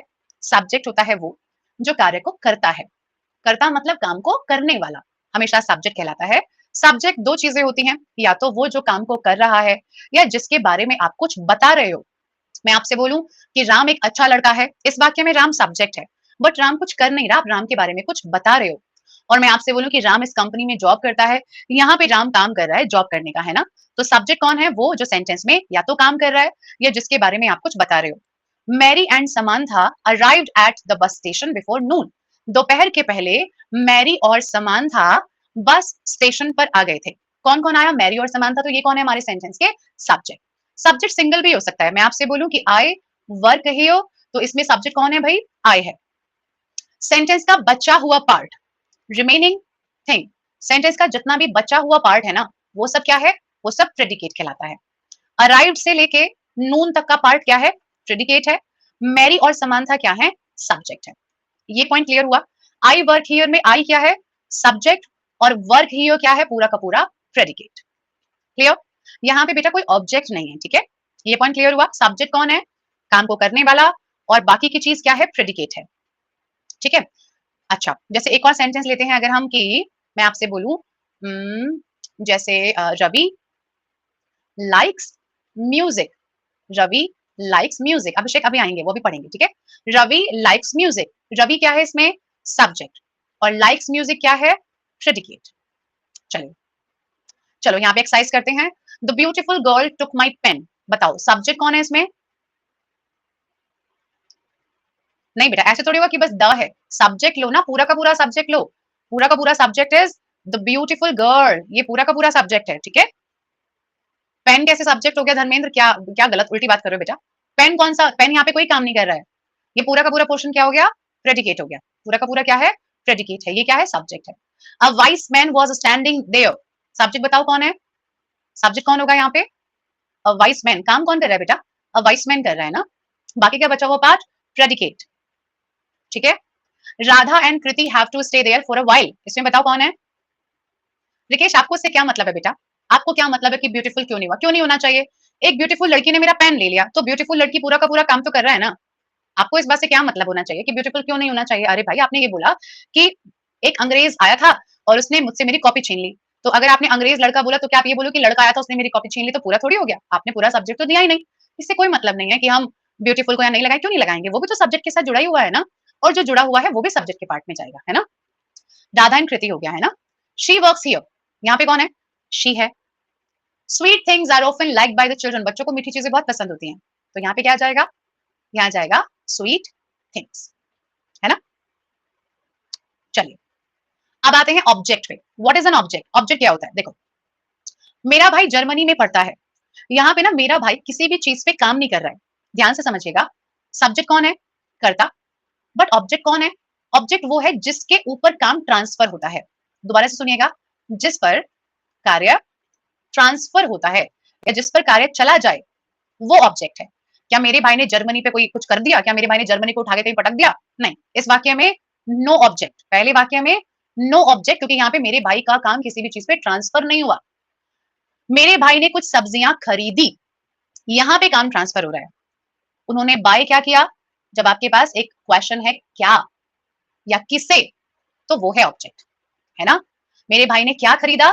सब्जियां खरीदी, तो यहाँ पे ऑब्जेक्ट क्या है? Some vegetables. क्या है यहाँ पे ऑब्जेक्ट? सम वेजिटेबल्स। पता है बहुत सारे बच्चों को क्या लगता है कि बस वाक्य का जो भी बाकी का पोर्शन है वो क्या हो जाएगा? ऑब्जेक्ट है, बट ऐसा नहीं होता बेटा। वाक्य का बचा हुआ पोर्शन ऑब्जेक्ट थोड़ी है। ऑब्जेक्ट सिर्फ और सिर्फ वो है जिस पर काम ट्रांसफर हो जाए। आई एम टीचिंग यू, बताओ काम किस पे ट्रांसफर हो रहा है? यू पे ट्रांसफर हो रहा है ना, तो यू क्या हो जाएगा यहाँ पे? ऑब्जेक्ट हो जाएगा, है ना। अगर मैं आपसे बोलूं I am teaching in this room, मैं इस कमरे में बैठ के पढ़ा रही हूँ, क्या इस कमरे पे मेरा काम ट्रांसफर हो रहा है? नहीं, रूम ऑब्जेक्ट नहीं है, रूम ऑब्जेक्ट नहीं है। रूम तो क्या है? मेरे बैठने की जगह है, ये तो एडवर्ब था ना। हाँ, तो इसलिए जर्मनी ऑब्जेक्ट नहीं है बेटा। ठीक है, अच्छा एक बात बताओ, अगर सेंटेंस बनाए कि रशिया अटैक्ड यूक्रेन, अब बताओ क्या यूक्रेन अब ऑब्जेक्ट बनेगा? रशिया अटैक्ड यूक्रेन, बिल्कुल बनेगा। अब तो रशिया ने सीधे सीधे काम किस पे ट्रांसफर कर दिया? यूक्रेन पे कर दिया, है ना। लेकिन जब आपने ये बोला an Indian medical student died in Ukraine, an Indian medical student died in Ukraine, क्या अब हमने यूक्रेन पे कोई काम किया? नहीं किया। हाँ सुभाष, राइट। हाँ जी, ठीक है, अब थोड़ा थोड़ा ये पॉइंट क्लियर हो रहा है। ये बहुत जरूरी है, ये बात हमें जाननी है ना। हाँ बिल्कुल सही मानो, प्रेपोजिशन के बाद वाले ऑब्जेक्ट होते नहीं है, बिल्कुल सही बात है। ऑब्जेक्ट होगा डायरेक्ट, है ना। चलो अब आइए direct object and indirect object. कभी कभी आपको एक वाक्य में दो ऑब्जेक्ट मिलेंगे। मैंने पापा को खाना दिया, ठीक है, मैं सब्जेक्ट हूं, खाना किसे दिया? पापा को। तो खाना और पापा, इन दोनों पे मेरा काम ट्रांसफर हो गया। M I right? मैंने आपको नाउन पढ़ाया, एक तो मैंने नाउन पढ़ाया वो भी ऑब्जेक्ट है क्योंकि मैंने वो डिलीवर किया, और मैंने वो आपको पढ़ाया तो आप भी तो मेरे ऑब्जेक्ट हो। M I right? दो दो ऑब्जेक्ट हैं। डिलीवरी बॉय ने मुझे मेरा पार्सल दिया, डिलीवरी बॉय ने किस पे काम किया? मुझ पर। क्या दिया? पार्सल। ये दोनों चीजें तो डिलीवरी बॉय ने की है ना। मुझे दिया, मैं भी ऑब्जेक्ट, जो सामान दिया वो भी ऑब्जेक्ट है ना। तो ऑब्जेक्ट दो तरीके के होते हैं, एक डायरेक्ट और एक इनडायरेक्ट। अब जिस पे आपका काम ट्रांसफर हुआ है वो तो डायरेक्ट ऑब्जेक्ट है, जैसे कि हिम, मैंने उसे कुछ पैसे दिए, तो बताओ मैंने मेन काम किस पे किया? ये काम ट्रांसफर किस पे हुआ? उस बंदे पे, और मैंने उसे क्या दिया? कुछ पैसे, तो ये क्या बन गया मेरा? इनडायरेक्ट ऑब्जेक्ट, बट ऑब्जेक्ट दोनों है। उसने मुझे एक पेन दिया, दोबारा देखो रजनी, उसने मुझे एक पेन दिया, उसने किसको दिया? मेन ऑब्जेक्ट किसको दिया? किसको दिया बताओ? मुझे दिया ना, तो ये मेरा डायरेक्ट ऑब्जेक्ट। उसने मुझे क्या दिया? तो ये मेरा इनडायरेक्ट ऑब्जेक्ट। क्लियर? ये सब आपसे पेपर में कोई नहीं पूछेगा, ठीक है, ये सिर्फ आपकी जानकारी के लिए जरूरी है, ठीक है जी, ताकि आपको जब आप फ्यूचर में बड़ी बड़ी चीजें पढ़ोगे ना तब आपको दिक्कत ना हो, है ना। अब जैसे हमारी जो आर्मी है वो हर दिन प्रैक्टिस करती है ना, जो सोल्जर्स होते हैं उनकी हर दिन ट्रेनिंग होती है, उनको हर दिन अपना रूटीन फॉलो करना पड़ता है। वो हर दिन वॉर पे थोड़ी जाते हैं, वो हर दिन लड़ाई पे थोड़ी जाते हैं, लेकिन फिर भी वो अपने आप को हर दिन रेडी रखते हैं कि कहीं कुछ होना चाहे तो उन्हें पता नहीं कब कब जाना पड़े, कब उन्हें लड़ना पड़े, कब उन्हें हमारी रक्षा करनी पड़े। सिमिलरली ये जो चीजें हम पढ़ रहे हैं ना, ये क्यों पढ़ रहे हैं? कि पता नहीं आपको इनकी जरूरत आगे किसी बड़े टॉपिक में ना पड़ जाए, इसीलिए पढ़ रहे हैं, ठीक है। नहीं बेटा, अ पेन पूरा का पूरा होगा, ठीक है। चलो अब पढ़िएगा क्या? Subject complement. क्या है बेटा जी? Subject complement. देखो ये क्या होता है, सब्जेक्ट कॉम्प्लीमेंट क्या होता है? ये होता है, अरे Satnam sir, I am so blessed to have you, amazing. चलिए अगर हमारे सेंटेंस में कभी भी सब्जेक्ट के बारे में कोई भी डिटेल अगर बताई गई है तो वो सब्जेक्ट कॉम्प्लीमेंट होता है, ठीक है। एक कोई भी डिटेल अगर सब्जेक्ट के बारे में बताई गई है, for example I am a lover of fruits, अगर मैं आपसे बोलूं आप बोलते ना I am fan of music, या I am fan of Akshay Kumar, I am fan of my soldiers, I am fan of my country, तो हम ऐसे बोलते हैं ना। जब आपने बोला I am fan of mister Kumar, तो ये क्या आप किसी और के बारे में बता रहे हो? ये फैन कौन है? या क्या ये कोई और है? नहीं ना, आप अपने ही बारे में बता रहे हो ना। M I right? जब आप सब्जेक्ट के बारे में कुछ बताते हो ना तो वो सब्जेक्ट कॉम्प्लीमेंट कहलाता है। हाँ ये बिल्कुल एडजेक्टिव जैसे हैं, बिल्कुल सही पहचाना उज्जवल ने। ये वर्ड्स क्या है? एडजेक्टिव ही तो हैं, बस ये यूज किसके लिए हो रहे हैं? सब्जेक्ट के लिए, है ना। ट्रू, एब्सोल्युटली ट्रू उज्जवल, बस ये सब्जेक्ट के लिए यूज हो रहे हैं ना। हाँ जी, देखो जोई is a lover of apples, ये लवर कौन है बताओ? जोई है ना, तो ये क्या है? सब्जेक्ट कॉम्प्लीमेंट है। Jacobs new kite was blue, Jacob की जो नई काइट है वो नीली है। नीला क्या है? जैकब की काइट। जो सब्जेक्ट को क्वालिटी दे वो subject complement. The driver seems tired, driver बेचारा थका हुआ लग रहा था। थका हुआ कौन है? ड्राइवर। तो ये आप इन्हें एडजेक्टिव भी बोल सकते हो, सब्जेक्ट कॉम्प्लीमेंट भी बोल सकते हो, ठीक है। बस इनको एक अलग कैटेगरी दे देते हैं, है ये सारे के सारे एडजेक्टिव है। लवर, फैन, टायर्ड, ये सब एडजेक्टिव्स होते हैं। अच्छा, जैसे सब्जेक्ट की क्वालिटी बताने वाले सब्जेक्ट कॉम्प्लीमेंट है, ऐसे ही ऑब्जेक्ट कॉम्प्लीमेंट भी होता है। जब आप ऑब्जेक्ट के लिए कोई बात जोड़ दो, जैसे मैम ने राहुल को मॉनिटर बना दिया, मैम ने राहुल को मॉनिटर बनाया, मैम का काम किस पे गया? राहुल पे। राहुल कौन बन गया? ऑब्जेक्ट। अब आपने स्पेशलिटी क्या ऐड कर दी यहाँ पे कि भाई सबको मॉनिटर बना दिया, तो उस ऑब्जेक्ट का कॉम्प्लीमेंट क्या है? कौन डिटेल ऐड कर रहा है? मॉनिटर। है ना? कौन डिटेल ऐड कर रहा है? नहीं बेटा, आपसे ये सवाल नहीं पूछे जाएंगे रजनी, ठीक है? ये क्वेश्चंस नहीं आते पेपर में, ठीक है? ये बस आपको जानना है। अच्छा यहाँ देखो, उन्होंने उसे सुपरवाइजर बना दिया। सुपरवाइजर कौन बन रहा है? ऑब्जेक्ट। तो ये क्या कहलाएगा? Object complement. क्या कहलाएगा? Object complement. हमने अपने डॉगी का नाम पीटर रखा है। We named our dog Peter. Dog क्या है? ऑब्जेक्ट। और उसके बारे में बताना क्या हुआ? Object complement. वो मुझे सिली बोलता है। मैं बोलती है, ये तो सब्जेक्ट हो गई, मैं ऑब्जेक्ट हो गई, और सिली क्या हो गया? Object complement. Object complement is object के बारे में कोई भी डिटेल ऐड करना, ठीक है? आप ऐसे बचपन में नहीं हम लोग करते थे ऐसे। एक बार की बात है, ऐसे मतलब आई वाज इन स्कूल, और लाइक मेरे माय फादर वाज ऑलवेज कि कभी भी किसी को तू नहीं बोलना है, अगर आपसे कोई छोटा भी है तो भी आप उसे आप ही बोले, है ना? तो ऐसे ऐसा ही वो माहौल था, और कभी ना मतलब ऐसे अगर पापा के सामने किसी को पागल या बेवकूफ बोल दो तो पापा मतलब बहुत ज्यादा डांटते थे। तो my father, like he is not army person, but उनके रूल्स पूरे ऐसे रहते थे आर्मी वाले। तो हम लोगों को ऐसे 5 बजे सुबह सुबह उठना होता था, और फिर हम लोग रनिंग के लिए जाते थे। देन आके लाइक डेली नहाना पड़ता था। कभी कभी लाइक ऐसे विंटर में हो रहा है कि चलो बच्चे ऑल्टरनेटिव डे पे नहा लेते हैं, बट नहीं, डेली नहाते थे। बड़ी शालीनता से बात करते थे। तो एक बार की बात है, I was in class second और थर्ड, और there was an incident in my school कि एक लड़की ने ना मेरे को ऐसे पागल बोल दिया। I came home and I cried like hell. I cried for 2 or 3 hours कि उसने मुझे पागल बोल दिया। मतलब I felt that as an insult, like how can somebody say that पागल। तो भाई मुझे बड़ा हर्ट हुआ। फिर मम्मी ने समझा इट्स ओके, ऐसे सब चलता रहता है। तो शी कॉल्ड मी पागल। तो उसने मुझे बोला I M an object, because उसने बोला वो तो सब्जेक्ट है, और ऑब्जेक्ट में कुछ भी ऐड कर देना इज़ ऑब्जेक्ट कॉम्प्लीमेंट, ठीक है? आई होप अभी क्लियर हुआ होगा, ठीक है? हम उसे भोंदू बोलते हैं, तो भोंदू इज़ ऑब्जेक्ट कॉम्प्लीमेंट हियर, ठीक है? फर्स्ट का ऑब्जेक्ट कॉम्प्लीमेंट इज़ सुपरवाइज़र। उन्होंने उसको मैनेजर बना दिया। आप बोलते हो ना, उन्होंने उसको मैनेजर बना दिया। तो उन्होंने बना दिया उसे, एक तो वो ऑब्जेक्ट है क्योंकि उसपे भाई काम ट्रांसफर हो गया, मैनेजर बना दिया, दैट इज़ ऑब्जेक्टिव कॉम्प्लीमेंट, है ना? ठीक है? We chose James for captain. हमने जेम्स को कैप्टन बनाया है। हमारा काम जेम्स पे हुआ, ऑब्जेक्ट है, बनाया कैप्टन, तो कैप्टन, ठीक है? ऐसे करके। क्लियर हो रहा है? ठीक है? चलिए थोड़ा-सा और जानते हैं। हाँ, सेंटेंसेस कितने प्रकार के होते हैं? सेंटेंसेस वैसे तो बहुत सारे प्रकार के होते हैं, लेकिन सेंटेंसेस के बहुत अलग-अलग टाइप्स होते हैं। जैसे डिक्लेरेटिव होते हैं। डिक्लेरेटिव मतलब जब उनके बारे में आप कुछ बता रहे होते हो। डिक्लेयर करना इज़ बताना। इंटेरोगेटिव इज़ पूछना। इम्पेरेटिव इज़ ऑर्डर देना, एडवाइस देना, रिक्वेस्ट करना। एक्सक्लेमेटरी इज़ वो वाओ, आउच वाले। और ऑप्टेटिव इज़ मे माइट वाले, may God bless you, may you live long, ये सब, है ना? हाँ, फ्यू वाले हैं। डिक्लेरेटिव बेटा नॉर्मल सेंटेंस होते हैं। आप एक अच्छे बच्चे हो, वो ये करता है, हम वहां जाते हैं, ये करते हैं। नॉर्मल सिंपल सेंटेंसेस को डिक्लेरेटिव या असर्टिव बोलते हैं, ठीक है? जिसमें हम कोई भी बात क्या करते हैं, सिंपली बता रहे होते हैं, स्टेटमेंट दे रहे होते हैं, ठीक है? सिंपल सेंटेंसेस जिसमें हम बस नॉर्मली बता रहे हैं, ठीक है? दूसरे हमारे इंटेरोगेट। इंटेरोगेट करना मतलब पूछना, ठीक है? आप मम्मा के पास कब जाओगे? आप कहाँ रहते हो? आपने अभी तक पढ़ना क्यों नहीं शुरू किया? आपको कैसा म्यूजिक पसंद है? या फिर कौन सी कार आपको अच्छी लगती है? ये सब हमारे इंटेरोगेटिव। इंटेरोगेटिव में हमेशा क्या होगा? क्वेश्चन मार्क होगा, ठीक है? प्रश्नात्मक बोलते हैं इनको ना। इंपेरेटिव कौन से होते हैं? किसी को ऑर्डर देना, किसी को किसी काम के लिए मना करना, मेरे फोन को टच मत कर देना। प्रोहिबिट इज मना करना। किसी से कोई रिक्वेस्ट करना, आप यहाँ पे प्लीज लगा दोगे तो क्या बन जाएगा? रिक्वेस्ट बन जाएगा, है ना? किसी को कुछ सजेस्ट करना, तो ये सब हमारे इंपेरेटिव्स में जाते हैं। अच्छा अगर आप ध्यान से देखेंगे ना, तो इंपेरेटिव्स की शुरुआत देखो सीधे वर्ब से हो रही है ना? इंपेरेटिव्स में सब्जेक्ट नहीं आता, है ना? Bring me a glass of water में ब्रिंग क्या है? वर्ब है। Don't ever touch, give me a pen, play with intensity वगैरह वगैरह, ये सब क्या है? ये सब हमारे वर्ब से शुरू होते हैं। Exclamatory, you are amazing, wow, hurray, congratulations, you are so romantic, oh no Jesus. तो जहां पर आप कोई भी फीलिंग, कोई भी आप जहां पर आप लाइक एक्सक्लेम्ड कर रहे होते हो, आप एक्सप्रेशंस दे रहे होते हो, वो हमारे एक्सक्लेमेटरी होते हैं, ठीक है? हाँ जी, राइट। और ऑप्टेटिव में जब आप किसी को ब्लेसिंग्स या किसी को कर्स कर रहे होते हो, ठीक है? प्रे करना, ब्लेस करना, कर्स। कर्सेस किसी के बारे में बुरा बोलना, ठीक है? जा, मर जा, गो टू हेल ऐसे वाला, ठीक है?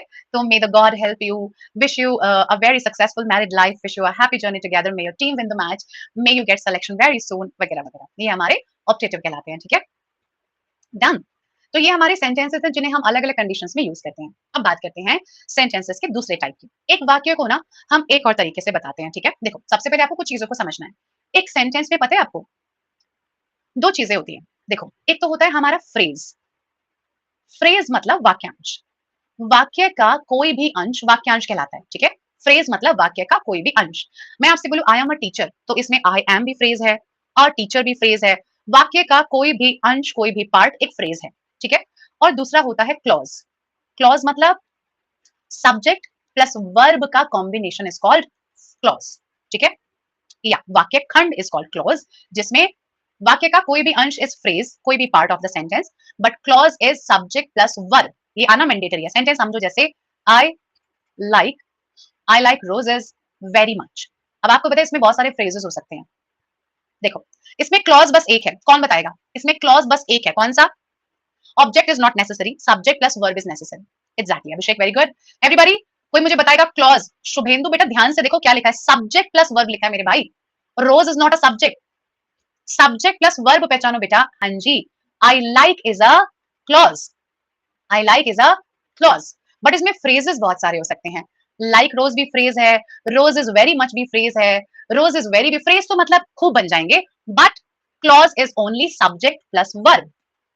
तो वाक्य में जहां भी सब्जेक्ट प्लस वर्ब आ जाए दैट इज क्लॉज। वाक्य से बड़ा भी बना सकते हो आप, ठीक है, इससे बड़ा भी बन जाएगा। दोबारा देखो, जैसे अगर मैं आपसे बोलूं, मैंने आपसे बोला कि I like roses but he likes lotus. यहां बताओ क्लॉज कौन है? क्लॉज कौन कौन से हैं यहाँ पे? नहीं निशा बेटा, फ्रेज सिंगल वर्ड नहीं बन सकता, ठीक है। एक तो आई लाइक, और दूसरा कौन है यहाँ पे? दूसरा क्लॉज कौन है? Very good, he likes. दूसरा कौन सा है? He likes. बट फ्रेजेस बहुत सारे बन जाएंगे। आई लाइक रोजेस भी फ्रेज है, बट ही लाइक्स भी फ्रेज है, ही लाइक्स लोटसेस भी फ्रेज है। ललित क्या नहीं समझ में आ रहा मेरे भाई? मैंने कहा वाक्य का कोई भी अंश फ्रेज है तो फ्रेज है ना। क्यों नहीं समझ में आ रहा? मैंने कहा वाक्य के कोई भी दो शब्द उठा लो वो फ्रेज है, तो इसमें क्या मुश्किल है मुझे ये बताओ? What is difficult there? वाक्य के कहीं के भी दो शब्द उठा लो वो फ्रेज है। हिंदी में लिख दिया, वाक्य का कोई भी अंश वाक्य अंश है। अंश मतलब part, a part of a sentence is phrase. आप पूरे सेंटेंस को भी फ्रेज बोलो तो भी चलेगा, कोई दिक्कत की बात नहीं। अरे डोंट से सॉरी, सॉरी की बात नहीं है। बात ये है कि कुछ चीजें आसान है बट आप समझना नहीं चाहते हो, वो गलत चीज है ना। जब मुझे पता है कि ये बात आपको समझ में आ जाएगी क्योंकि वो आसान है, फिर भी आप टेंशन ले रहे हो। Single word can't be a phrase बेटा, single word is a word. फिर वर्ड और फ्रेज में फर्क क्या हुआ, एक बात बताइए? है, एक हुआ शब्द, एक हुआ वाक्यांश, तो वाक्य के अंश के लिए उसमें कुछ तो लगाएंगे ना आप लोग, है ना? ठीक है। हाँ, ये बात समझ में आ गई, एक से अधिक वर्ड होने चाहिए, बिल्कुल सही। हाँ बिल्कुल सही बात है। चलो ठीक है, ये पॉइंट अभी देखो, क्लॉजेस का ध्यान रखना, क्लॉजेस बहुत इंपॉर्टेंट होते हैं, ठीक है। इट मस्ट हैव टू और मोर वर्ड्स, राइट, ट्रू। ठीक है, अब जो आगे पढ़ने जा रहे हैं वो इसी पर निर्भर करता है, इसलिए उसको समझिएगा ध्यान से, ठीक है। देखो यहाँ पे, देखो बेटा, एक होते हैं हमारे सिंपल सेंटेंस। सिंपल सेंटेंस वो होता है जिसमें बस एक क्लॉज होता है। सिंपल सेंटेंस में क्या होता है? बस एक क्लॉज होता है। एक क्लॉज मतलब उसमें एक बार सब्जेक्ट और वर्ब का कॉम्बिनेशन मिलेगा आपको। बताओ पहले में कौन है क्लॉज? मॉम लाइक्स, है ना। सेकंड में कौन है पहला क्लॉज? हमारा एक ही क्लॉज है, कौन सा है सेकंड में? अर्थ गोज, है ना, द अर्थ गोज, ये सब्जेक्ट और ये वर्ब। और थर्ड में कौन है? मैरी डिड नॉट, है ना। नहीं अभिषेक, ये टॉपिक बाद में नहीं करेंगे, ये तो हमारे पास बेसिक्स को समझने के लिए है ना, कल से हम लोग नाउन शुरू करेंगे, ठीक है। ठीक है भाई, सिंपल सेंटेंस क्या है? जिसमें बस एक क्लॉज है ना। हाँ डिड नॉट गो, मत हाँ बेटा, पूरा यहाँ तक, पूरा यहाँ तक, ये सब्जेक्ट और ये हमारी वर्ब, ठीक है। हाँ जी, नॉट भी जोड़ना पड़ेगा, बिल्कुल शिखा। वर्ब तो बेटा यहाँ पर आई है ना। चलो, दूसरे हमारे होते हैं कंपाउंड सेंटेंस। कौन से होते हैं भाई? Compound sentence. कंपाउंड सेंटेंस क्या होता है? A compound sentence refers to a sentence made up of two independent clauses or complete sentences connected to one another with a coordinating conjunctions. कह रहा है ऐसे वाक्य जहां पे दो इंडिपेंडेंट, मतलब इंडिपेंडेंट इज जो एक दूसरे पर क्या नहीं है, निर्भर नहीं करते हैं। अगर वो दो क्लॉजेस हैं या दो पूरे पूरे वाक्य हैं और वो इनमें से किसी कंजंक्शन के साथ जुड़े हैं, कौन से? कोऑर्डिनेटिंग। अब हम कैसे याद करें कोऑर्डिनेटिंग कंजंक्शन? तो देखो एक तरीका है फैन बॉयज। क्या है तरीका? Fan boys. फैन बॉयज का फुल फॉर्म क्या है? एफ फोर, एक मिनट रुकना, fan boys F for for, A for and, N for nor, boys में B for but, O for or, Y for yet, S for so. इनमें से किसी भी कंजंक्शन से जुड़ेंगे और दो आत्मनिर्भर वाक्य होने चाहिए। देखो कैसे, प्रशांत यहां से समझिएगा, ठीक है। जोई ने ट्रेन का वेट किया लेकिन ट्रेन लेट थी, है ना। जोई ने ट्रेन का वेट किया, क्या ये वाक्य निर्भर करता है? नहीं कर रहा। ट्रेन लेट है, निर्भर नहीं करता, बट किससे जुड़ा हुआ है? बट से। ये क्या वाक्य हुआ हमारा? Compound sentence. क्लियर हो ये वाली बात?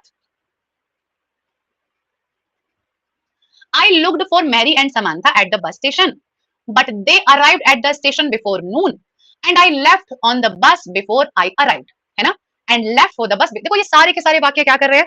आराम से अपने आप पूरे पूरे बने हुए हैं और इनमें से किसी भी कंजंक्शन से जुड़े हुए हैं। इन वाक्य की ना एक दूसरे पर कोई भी निर्भरता नहीं है। ये पूरे पूरे या तो सेंटेंसेस हैं या पूरे पूरे क्लॉजेस हैं, बट डिपेंडेंट नहीं है ना। मैं स्टेशन पे खड़ा होकर वेट कर रहा था और वो कार में बैठ के जा रही थी। ये एक दूसरे पर कनेक्ट, एक दूसरे पर निर्भर नहीं करते, है ना। अगर मैं आपसे ये बोलूं कि भाई जब तक पापा नहीं आ जाएंगे तुम खाना नहीं खा सकते, क्या ये दो आजाद मतलब कंप्लीटली फ्री सेंटेंसेस हैं? नहीं, ये नहीं है। यहाँ पर आपका खाना खाना इस बात पर क्या करता है, निर्भर करता है जब तक पापा नहीं आ जाते, है ना? तो ये 2 अलग-अलग चीज़ें हैं। इसलिए जो कंपाउंड सेंटेंस है ना, वहाँ पर 2 या 2 से ज़्यादा वाक्य क्या है, फ्री हैं। बस आपने कहानी का एक फॉर्मेट देने के लिए उन्हें जोड़ दिया। एक बार की बात है, एक जंगल था, उसमें एक शेर था और वहाँ पर बहुत सारे अन्य जानवर भी थे। शेर सुबह-सुबह निकलता था, सैर करके आता था, लेकिन बाकी के जानवर अपने घर में रहते थे। कहानी चल रही है बट कोई डिपेंडेंसी नहीं है। सब अपने आप वाक्य कंप्लीट बने हुए हैं। ठीक है? अच्छा, अगला है हमारा कॉम्प्लेक्स सेंटेंस। देखिए डरना मत, टेंशन ना लो, मैंने डिटेल में इसलिए लिखा है, जब घर पे जाके आप देखोगे तो आपको समझ आ जाएगा। कॉम्प्लेक्स सेंटेंस में पता है क्या होता है? इनमें से कोई एक कंजंक्शन होता है हमेशा और ये कंजंक्शंस दिखाते हैं बेटा निर्भरता। क्या दर्शाते हैं ये? निर्भरता। तो यहाँ पर ना हमेशा एक निर्भर सेंटेंस जरूर होगा। मतलब वो क्या करेगा, दूसरे वाले पे डिपेंड करेगा। वो हाँ उल्टा, बिल्कुल सही अंजलि, वो उल्टा होगा हमेशा, है ना? समझ रहे हो? अब देखो जैसे यहाँ पे क्योंकि मैरी और समांथा बस स्टेशन पर आ गए दोपहर से पहले। जब वो स्टेशन पर वेट कर रहा था, जब वो मतलब वो उस वक्त क्या कर रहा था, वेट कर रहा था। After they left on the बस, उनके बस से जाने के बाद भी वो वेट कर रहा था। तो जब हमारे वाक्य में क्या है, इसे मत समझो, एक आसान वाक्य लेती हूँ, ठीक है? यहाँ देखो एक वाक्य, जैसे दो का प्रयोग करते हैं, ठीक है? या अनलेस का प्रयोग करते हैं, इससे आपको बहुत अच्छा समझ में आएगा। यहाँ देखना, अनलेस यू पे योर बिल, अगर आपने बिल पे नहीं किया, योर योर क्या क्या कैंसिल करवाएं, your electricity, your electricity will be cut, आपकी बिजली काट दी जाएगी, है ना? समझ रहे हो? अब बताओ क्या यहाँ पे निर्भरता है? बिल्कुल है ना। निर्भरता क्या है यहाँ पे, कि अगर आपने बिल पे नहीं किया तो उसके परिणाम क्या आएंगे? उसके परिणाम ये आएंगे कि हमारा जो बिजली है वो कट जाएगी। अनलेस और अंटिल में फर्क, अनलेस बताता है अगर के बारे में और अंटिल बताता है टाइम के बारे में, ठीक है? तो अनलेस मतलब इफ प्लस नॉट, अंटिल मतलब टिल प्लस नॉट, ठीक है? हाँ जी, इलेक्ट्रिसिटी विल बी, अच्छा मैंने कर दिया electricity will be light, electricity will be cut आना चाहिए, है ना? अदरवाइज भी आ जाएगा, बिल्कुल सही बात है। हाँ, बिल्कुल आ जाएगा निशा, ट्रू। इसको आपको याद करने की कोई ट्रिक नहीं अपनाने की जरूरत है, ठीक है? आपको कोई ट्रिक नहीं अपनानी, क्यों नहीं अपनानी? क्योंकि ये सिर्फ आपके समझने के लिए है, ठीक है? अंटिल का एग्जांपल, जैसे until your father comes you can not go, ठीक है? इसके लिए आपको कोई टेंशन लेने की जरूरत नहीं है। ये सब चीजें सिर्फ एक बेसिक्स को समझने के लिए जरूरी हैं। इनमें से कुछ भी आपके एग्जाम में नहीं आएगा, ठीक है? इनमें से कुछ भी आपके एग्जाम में नहीं आएगा। आप सिर्फ इनको इसलिए जानिए कि कोई अगर आपसे पूछ ले तो आपको पता होना चाहिए, है ना? जैसे हमारा इंटेलिजेंस ब्यूरो का पेपर होता है ना, उसमें ये सब चीजें पूछ लेता है। बैंक एसएससी के किसी पेपर में आपसे नहीं पूछेगा कभी भी। लेकिन क्योंकि हम बिल्कुल शुरू से पढ़ा रहे हैं, इसलिए जानकारी के लिए, हाँ, आपकी बेसिक नॉलेज के लिए समझा रहे हैं, ठीक है? क्योंकि अगर कभी कोई वर्ड इन फ्यूचर हमारे किसी टॉपिक में आए और फिर आपको पता ना हो तो फिर दिक्कतें होती है ना।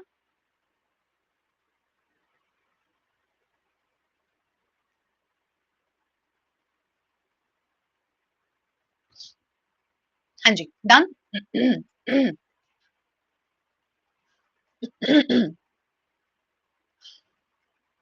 बिल्कुल सही बात है ना? देखो, ये हमारा लास्ट पार्ट है, कंपाउंड कॉम्प्लेक्स सेंटेंस। जब हमारे सेंटेंस में दो से ज्यादा हमने क्लॉजेस को जोड़ दिया ना और वो एक दूसरे पर निर्भरता दिखाए, तब हम लोग उसे कंपाउंड कॉम्प्लेक्स बोलते हैं। देखो कैसे, जॉन नहीं आया क्योंकि वो बीमार था। क्या यहाँ पर निर्भरता है डियर ऑल? जॉन नहीं आया क्योंकि वो बीमार था। क्या यहाँ पर कुछ डिपेंडेंसी है? बताओ, जॉन क्यों नहीं आया? क्योंकि वो बीमार था। इसीलिए मैरी खुश नहीं थी। क्या यहाँ पर भी निर्भरता है? बिल्कुल है। इससे क्या हुआ? इससे बेचारी मैरी उदास हो गई, है ना? जॉन नहीं आया क्योंकि वो बीमार था और इस वजह से मैरी बेचारी दुखी हो गई। नहीं प्रशांत, पढ़ रही हूँ मैसेजेस, है ना? एक और देखो, वो जल्दबाजी में निकला क्योंकि उसे एक फोन आया था, ठीक है? लेकिन वो 5 मिनट बाद फिर वापस भी आ गया। तो जहां पे वाक्य में निर्भरता है और एक और वाक्य आपने ऐड कर दिया, कहने का मतलब कंपाउंड भी थे, कॉम्प्लेक्स भी, और दुनिया के सारे जहरीले वाक्य, that is compound complex sentence, ठीक है? एक डिपेंडेंट एक इंडिपेंडेंट, बिल्कुल सही, करेक्ट। अजित आप एसपी बख्शी ले लो, ठीक है? नहीं बेटा, पूनम, इल मतलब बीमार, बीमार, और इसका मतलब होता है आई विल, ठीक है? एपोस्ट्रोफी लगा होता है तो वो आई विल होता है, ठीक है? देखो रोहित, जहां पे ना कम से कम आपके पास में 3 क्लॉजेस होंगे, कम से कम 3 क्लॉजेस, ठीक है? एक निर्भरता जरूर दिखा रहा होगा, ठीक है? कम से कम 3 क्लॉजेस और एक जरूर निर्भरता दिखाएगा, उसकी वजह से कुछ ना कुछ हो रहा होगा। जैसे देखो, वो नहीं आया था बीमारी की वजह से, एक और वाक्य जोड़ दिया। वो जल्दी में निकला क्योंकि उसे कोई अर्जेंट कॉल आया था, और फिर आपने एक और वाक्य जोड़ दिया, ठीक है? हाँ, क्या सवाल है मुकुंद आपका? स्टेट एग्जाम प्रेप, क्या क्वेश्चन है उससे? ठीक है, तो आज के लिए बस इतना ही रखते हैं, बट जाने के पहले थोड़ी सी वोकैब पढ़ के जाते हैं, ठीक है? तो who is interested in vocab, please raise your hand. किस किस को वोकैब पढ़नी है थोड़ी सी? ओके, चलिए। अच्छा, एक काम करेंगे हम लोग ना, डेली वोकैब पढ़ेंगे, ठीक है? हर क्लास में वोकैब पढ़ेंगे हम लोग। बट अगले दिन वो वोकैब मैं आपसे सुनूंगी तो आपको सही जवाब देना पड़ेगा, ठीक है? ओके? और उसकी फीस लगेगी, ठीक है? उसके लिए आपको कुछ फीस देनी पड़ेगी मुझे। एंड वो फीस ये है कि आपको टाइम से आना है सबको, ठीक है? उसकी फीस ये है कि सबको एग्जैक्ट 5 पीएम पे ज्वाइन करना है जरूर जरूर, ठीक है? Right? No Paytm, no cheques, only love and dedication. बस यही दो चीजें चाहिए आपसे, ठीक है? Your love and support and साथ में आपका डेडिकेशन, बस इतनी सी बात है। राइट? 5 स्टार रेटिंग कर दी, thank you so much, that is true compliment for me. चलिए आ जाइए। अनदर वन गाइस, सो आज की वोकैब में ये हमने कर लिया, सॉरी गलती से आ गया। आज के वोकैब में we are going to do one word substitution, okay? So one word substitution देखो क्या होते हैं, आपको ना जैसे ऐसा लिख के देंगे और आपको बेटा 4 वर्ड्स मिलेंगे, आपको उनमें से एक वर्ड को पिक करना है। तो हम कुछ वन वर्ड्स आज याद कर रहे हैं। अ person who is not sure about God's existence, उसे क्या कहते हैं? एक आपको पता है 2 तरह के लोग होते हैं। एक होते हैं जो ईश्वर में मानते ही नहीं है, उन्हें क्या बोलते हैं? एथीस्ट। एक होते हैं जो ईश्वर में बहुत मानते हैं, वो क्या होते हैं? थीस्ट। वो लोग जो कंफ्यूज हैं, कभी-कभी तो मन करता है ईश्वर है, कभी-कभी गुस्सा आती है कि ईश्वर है कि नहीं है। ऐसा वैसे होता है ना हम लोगों के साथ में, है ना? कभी-कभी जब कुछ बहुत बहुत दिल को हर्ट होता है तो सच में लगता है कि यार सही में ईश्वर है तो कहाँ है? क्यों क्यों नहीं आ रहे हैं, है ना? तो उन लोगों को क्या बोलते हैं? उन्हें एग्नोस्टिक्स बोलते हैं। क्या बोलते हैं उनको? एग्नोस्टिक। जिसमें से ज्यादातर जनरेशन एग्नोस्टिक है, जिसका मन भी करता है कि ईश्वर है और कभी-कभी लगता है कि नहीं है। 2 होने होंगे जरूर है। इतनी बड़ी कायनात, इतने सारे क्रिएचर्स, इतने सारे लोग, इतनी सारी चीजें, कोई तो सुप्रीम पावर है जो इन सबको चला रही है ना? A person who deliberately sets fire to a building, एक ऐसा व्यक्ति जो जानबूझ के किसी बिल्डिंग को आग लगाए, उसे आर्सोनिस्ट बोलते हैं। All the words are super duper महा महा महा इंपॉर्टेंट, ठीक है? एक ऐसा व्यक्ति जो काम को सिर्फ मजे के लिए करे, अपने प्रोफेशन के लिए, बहुत से लोग होते हैं ना, और भाई कहाँ जॉब कर रहा है? जॉब कर रहा हूँ, एक कंपनी में जॉब कर रहा हूँ, बट सीरियस नहीं हूँ, मैं बस अपना टाइम पास करने के लिए बोल रहा हूँ, कर रहा हूँ। इन्हें क्या बोलते हैं? इन्हें एमेच्योर बोलते हैं। क्या बोलते हैं इनको? एमेच्योर, ठीक है? एक ऐसा व्यक्ति जो अपने दोनों हाथों का प्रयोग बराबर योग्यता से कर ले, दोनों हाथों से खा सकता है, लिख सकता है, कोई भी काम कर सकता है, उसे एम्बीडेक्स्ट्रस बोलते हैं। एमबी का मतलब क्या होता है? 2 होता है ना? नहीं बेटा, इनकी हिंदी मीनिंग मेरे को, बाबू यार आप लोग प्लीज हिंदी मीनिंग छोड़ दो, इनका बेटा हिंदी से कोई मतलब नहीं है। आपके पेपर में हिंदी का एक भी शब्द नहीं आएगा, आपको क्यों हिंदी में याद करना है? मेरे को खुद नहीं पता इनको सच में हिंदी में क्या बोलते हैं, शायद किसी को भी नहीं पता होगा। एग्नोस्टिक को हिंदी में अज्ञे कहते हैं। आपने कभी बोला है कि मैं एक अज्ञे हूँ? कभी आपने बोला है? आपने कभी नहीं बोला होगा, है ना? तो आप हिंदी इंग्लिश की टेंशन छोड़ दो, और आपसे मेरी एक एक रिक्वेस्ट है कि आप आज के बाद कोई भी वर्ड हिंदी में चेक करेंगे ही नहीं। अगर किसी वर्ड में तकलीफ है ना, आप उसका गूगल पे लिखो कि एमेच्योर मीनिंग, आप उसका डिटेल एक्सप्लेनेशन पढ़ो, आपको समझ में आ जाएगा। जब तक आप हिंदी में मीनिंग देखते रहोगे ना, तो बेटा आपको उसके और एंटोनिम्स सिनोनिम्स नहीं याद होंगे, है ना? हमारा काम क्या है कि हमें उसके अनदर एंटोनिम्स सिनोनिम्स भी याद करने हैं। हाँ जी, ठीक है? हाँ, वो बहुत डिफिकल्ट हो जाएगा जब हिंदी भी वर्ड याद करते रहोगे। एक ऐसा व्यक्ति जो जाके अकाउंट्स को एग्जामिन करता है, उसको ऑडिटर बोलते हैं। अगर आपने एसएससी सीजल क्रैक कर लिया तो सीजल के टॉप मोस्ट पोस्ट में आते हैं ऑडिटर, जैसे इनकम टैक्स इंस्पेक्टर होते हैं, ऐसे ऑडिटर्स होते हैं। वो क्या काम करते हैं? वो जाते हैं सरकारी ऑफिस में, वहां जाके चेकिंग करते हैं कि वो कुछ झोल तो नहीं कर रहे हैं। तो उनकी बहुत रिस्पेक्ट होती है। जब ऑडिटर्स आते हैं तो चाय पानी नाश्ता फलाना ढमकाना, एसी चलाओ रे। ऑडिटर्स होते हैं तो बहुत ही मतलब कमाल की पोस्ट होती है ये। एक ऐसा व्यक्ति जो चाहता है कि कायदे कानून नहीं होने चाहिए, सरकार नहीं होनी चाहिए, रूल्स नहीं होने चाहिए, उसे एनार्किस्ट बोलते हैं। क्या बोलते हैं उसको? एनार्किस्ट। एनार्की क्या होता है? अराजकता। मतलब किसी भी शासन का ना होना, और जो चाहे कि शासन या रूल्स नहीं होने चाहिए, वो एनार्किस्ट होते हैं। बट उज्जवल, रूल्स होने बहुत जरूरी हैं, क्योंकि ज्यादातर लोग फिर मिसयूज करने लगते हैं। एक ऐसा व्यक्ति जिसने अपना धर्म या अपना विश्वास बदल दिया हो, उसे एपोस्टेट बोलते हैं, ठीक है? जिसने अपना फेथ बदल दिया हो। एक ऐसा व्यक्ति जो ईश्वर में नहीं मानता, एथीस्ट बोलते हैं, सबको पता है। एक ऐसा व्यक्ति जो झगड़े को सुलझाने का प्रयास करता है, उसे आर्बिट्रेटर बोलते हैं। क्या बोलते हैं उसको? Arbitrator. Who is this? Who settles a dispute between two parties and he is a mediator, और बाद में सबको इसका डिसीजन मानना होता है। One who lives an ascetic life, ascetic means तपस्वी। एक ऐसा व्यक्ति जो तपस्वी सन्यासी जैसा जीवन जीता है, उसको एस्केटिक बोलते हैं, साधु संत जैसा जीवन। राइट? यहां तक क्लियर है सब लोगों को?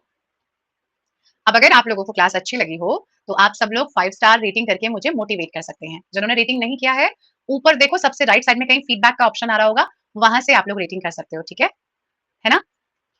अब हम लोग कल मिलेंगे। आई होप आपको, देखो ओवर बर्डन होने की जरूरत नहीं है, ओवर बर्डन नहीं होना है बिल्कुल भी। आज का हमारा जितना भी सेशन है इसको देख लेना, पर टेंशन मत लेना इसकी बिल्कुल भी, क्योंकि ये तो बहुत इंपॉर्टेंट है। इसके अलावा हमारा जितना भी है वो हमारे एग्जाम में डायरेक्टली नहीं आएगा, सिर्फ उन्हें हमें अपने बेसिक कंसेप्ट को जानने के लिए करना है, ठीक है? तो कोई भी टेंशन नहीं लेगा, डोंट वरी, बिल्कुल परेशान होने की बात नहीं है। कल से हम शुरू करेंगे टॉपिक को, वो बहुत सिंपल है, आपको बहुत अच्छा लगेगा, आप सवाल भी अच्छे से करोगे, ठीक है? मेरा नाम नहीं, देखिए आप अनामिका नहीं, आपका नाम देख लिया मैंने। अनामिका मेरी सिस्टर का नाम भी है। 10 ईडीएम भी लाओ। मानो हाँ, करेंगे, लेकिन एक्चुअली पूरा टॉपिक खत्म करने में भी काफ़ी टाइम लगता है, तो डेली एक ही वोकैब कर पाएँगे। तो डेली कुछ ना कुछ वोकैब मैं लेकर आऊँगी, ठीक है? सब लोगों के लिए वोकैब में डेली कुछ ना कुछ रहेगा, बस आपको उसे अच्छे से याद करना है, ठीक है जी? चलिए, so thank you so much everybody, bye bye, good night, ख्याल रखें आप सभी लोग। अच्छा, जो लोग पूछ रहे थे तो टेलीग्राम पे इंग्लिश बाय राखी मैम को आप जॉइन कर सकते हो, जहाँ पर आप अपनी क्वेरीज़ या क्वेश्चन पूछ सकते हो। वैसे आपके पास डाउट रेज़ोल्यूशन की बेहतरीन फैसिलिटी है, जब भी कुछ सवाल आए तो आप उसपे पूछिएगा, ठीक है? डाउट रेज़ोल्यूशन में आप नाम टैग करके क्वेश्चन पूछ सकते हो और हमारा तो अगले सैटरडे डाउट क्लास भी होगी, हर 15 दिन में एक बार डाउट क्लास होती है ना, तो सैटरडे को हमारे जितने भी डाउट्स हैं हम वो लेंगे स्पेशली, ठीक है? सो thank you so much, Lucent की बुक अच्छी है, बस ल्यूसेंट की बुक थोड़ी-सी लाइक उसमें बहुत टू मच डिटेल है, इसलिए मैं कम रेफर करती हूँ। लेकिन अगर आपके पास ल्यूसेंट की बुक है तो आप उसी में से पढ़ लीजिए, ठीक है? किरण की बुक बहुत अच्छी है। मैं कहाँ पर रहती हूँ Harshad? I live in Greater Noida. वैसे I am from Meerut Rajni but after getting married I live in Greater Noida with my family, my husband, my mummy papa here and I have a baby too. तो मेरा सन है वो आज 1.5 साल का हो गया पूरे। या अमित, मैंने 2 एसएससी एग्ज़ाम्स क्लियर किए हैं और मैंने सर्व भी किया है but there were some problems इसलिए मुझे रिज़ाइन करना पड़ा। The problem was actually location. पहले इतने ज़्यादा नहीं वो था कि हम ट्रांसफर ले सकते थे जल्दी से तो कुछ बहुत ज़्यादा ही लाइक सिनेरियो बहुत अच्छा नहीं था। इस वजह से I had to like put resign there. But अभी चीज़ें बहुत अच्छी हैं, अभी बहुत कंफर्टेबल हैं गवर्नमेंट जॉब्स या वर्क पहले से ज़्यादा है बट चीज़ें बहुत अच्छी हैं। सो आप लोगों को यही करना है, ठीक है? हाँ, Ajmal that's amazing, it's too close. अब नहीं इतनी प्रॉब्लम होती है, अब चीज़ें बहुत अच्छी हो गई हैं। अब ना मतलब ट्रांसपेरेंसी बहुत आ गई है। अगर प्रॉब्लम है तो यू कैन शेयर। आप डिजिटली सब कुछ शेयर कर सकते हो, प्रूफ दे सकते हो किसी भी चीज़ का। मैथ्स प्रशांत इस बैच में सारे के सारे सब्जेक्ट्स हैं ऑलरेडी ना, तो आप उसका मैथ्स देखिएगा। फर्स्ट बुक में राकेश या तो आप ल्यूसेंट वो एसपी बख्शी लीजिए या आप नीतू सिंह मैम वाली बुक लीजिए। अनामिका बुक बेटा आपको परचेज़ करना पड़ेगा, अमेज़न या फ्लिपकार्ट पे देख के कम प्राइस में मिल जाएगा, मँगा लेना। ठीक है? चलिए so thank you so much guys and teacher होने के साथ-साथ मैं आप सबकी एक सिस्टर भी हूँ, you all are my brothers and sisters. Whenever you feel कि गाइडेंस की ज़रूरत है तो please, please reach out, okay? हमेशा, हमेशा के लिए बोल रही हूँ, आज के लिए नहीं, हमेशा के लिए बोल रही हूँ। बस सच्चे मन से सबको सबको एफर्ट लगाना है अच्छे से, ठीक है? चलो जी। So thank you so much guys, bye bye, take care, love you all. कल मिलते हैं फिर से, ठीक है? नहीं मोबाइल नंबर नहीं मिलेगा, थोड़ा ज़्यादा नहीं हो गया? ठीक है? वो एक्चुअली अलाउ नहीं है वो शेयर करना। आप लोग मुझे डाउट रेज़ोल्यूशन में या टेलीग्राम में पूछ लेना, ठीक है? चलिए guys, take care, bye bye, see you all.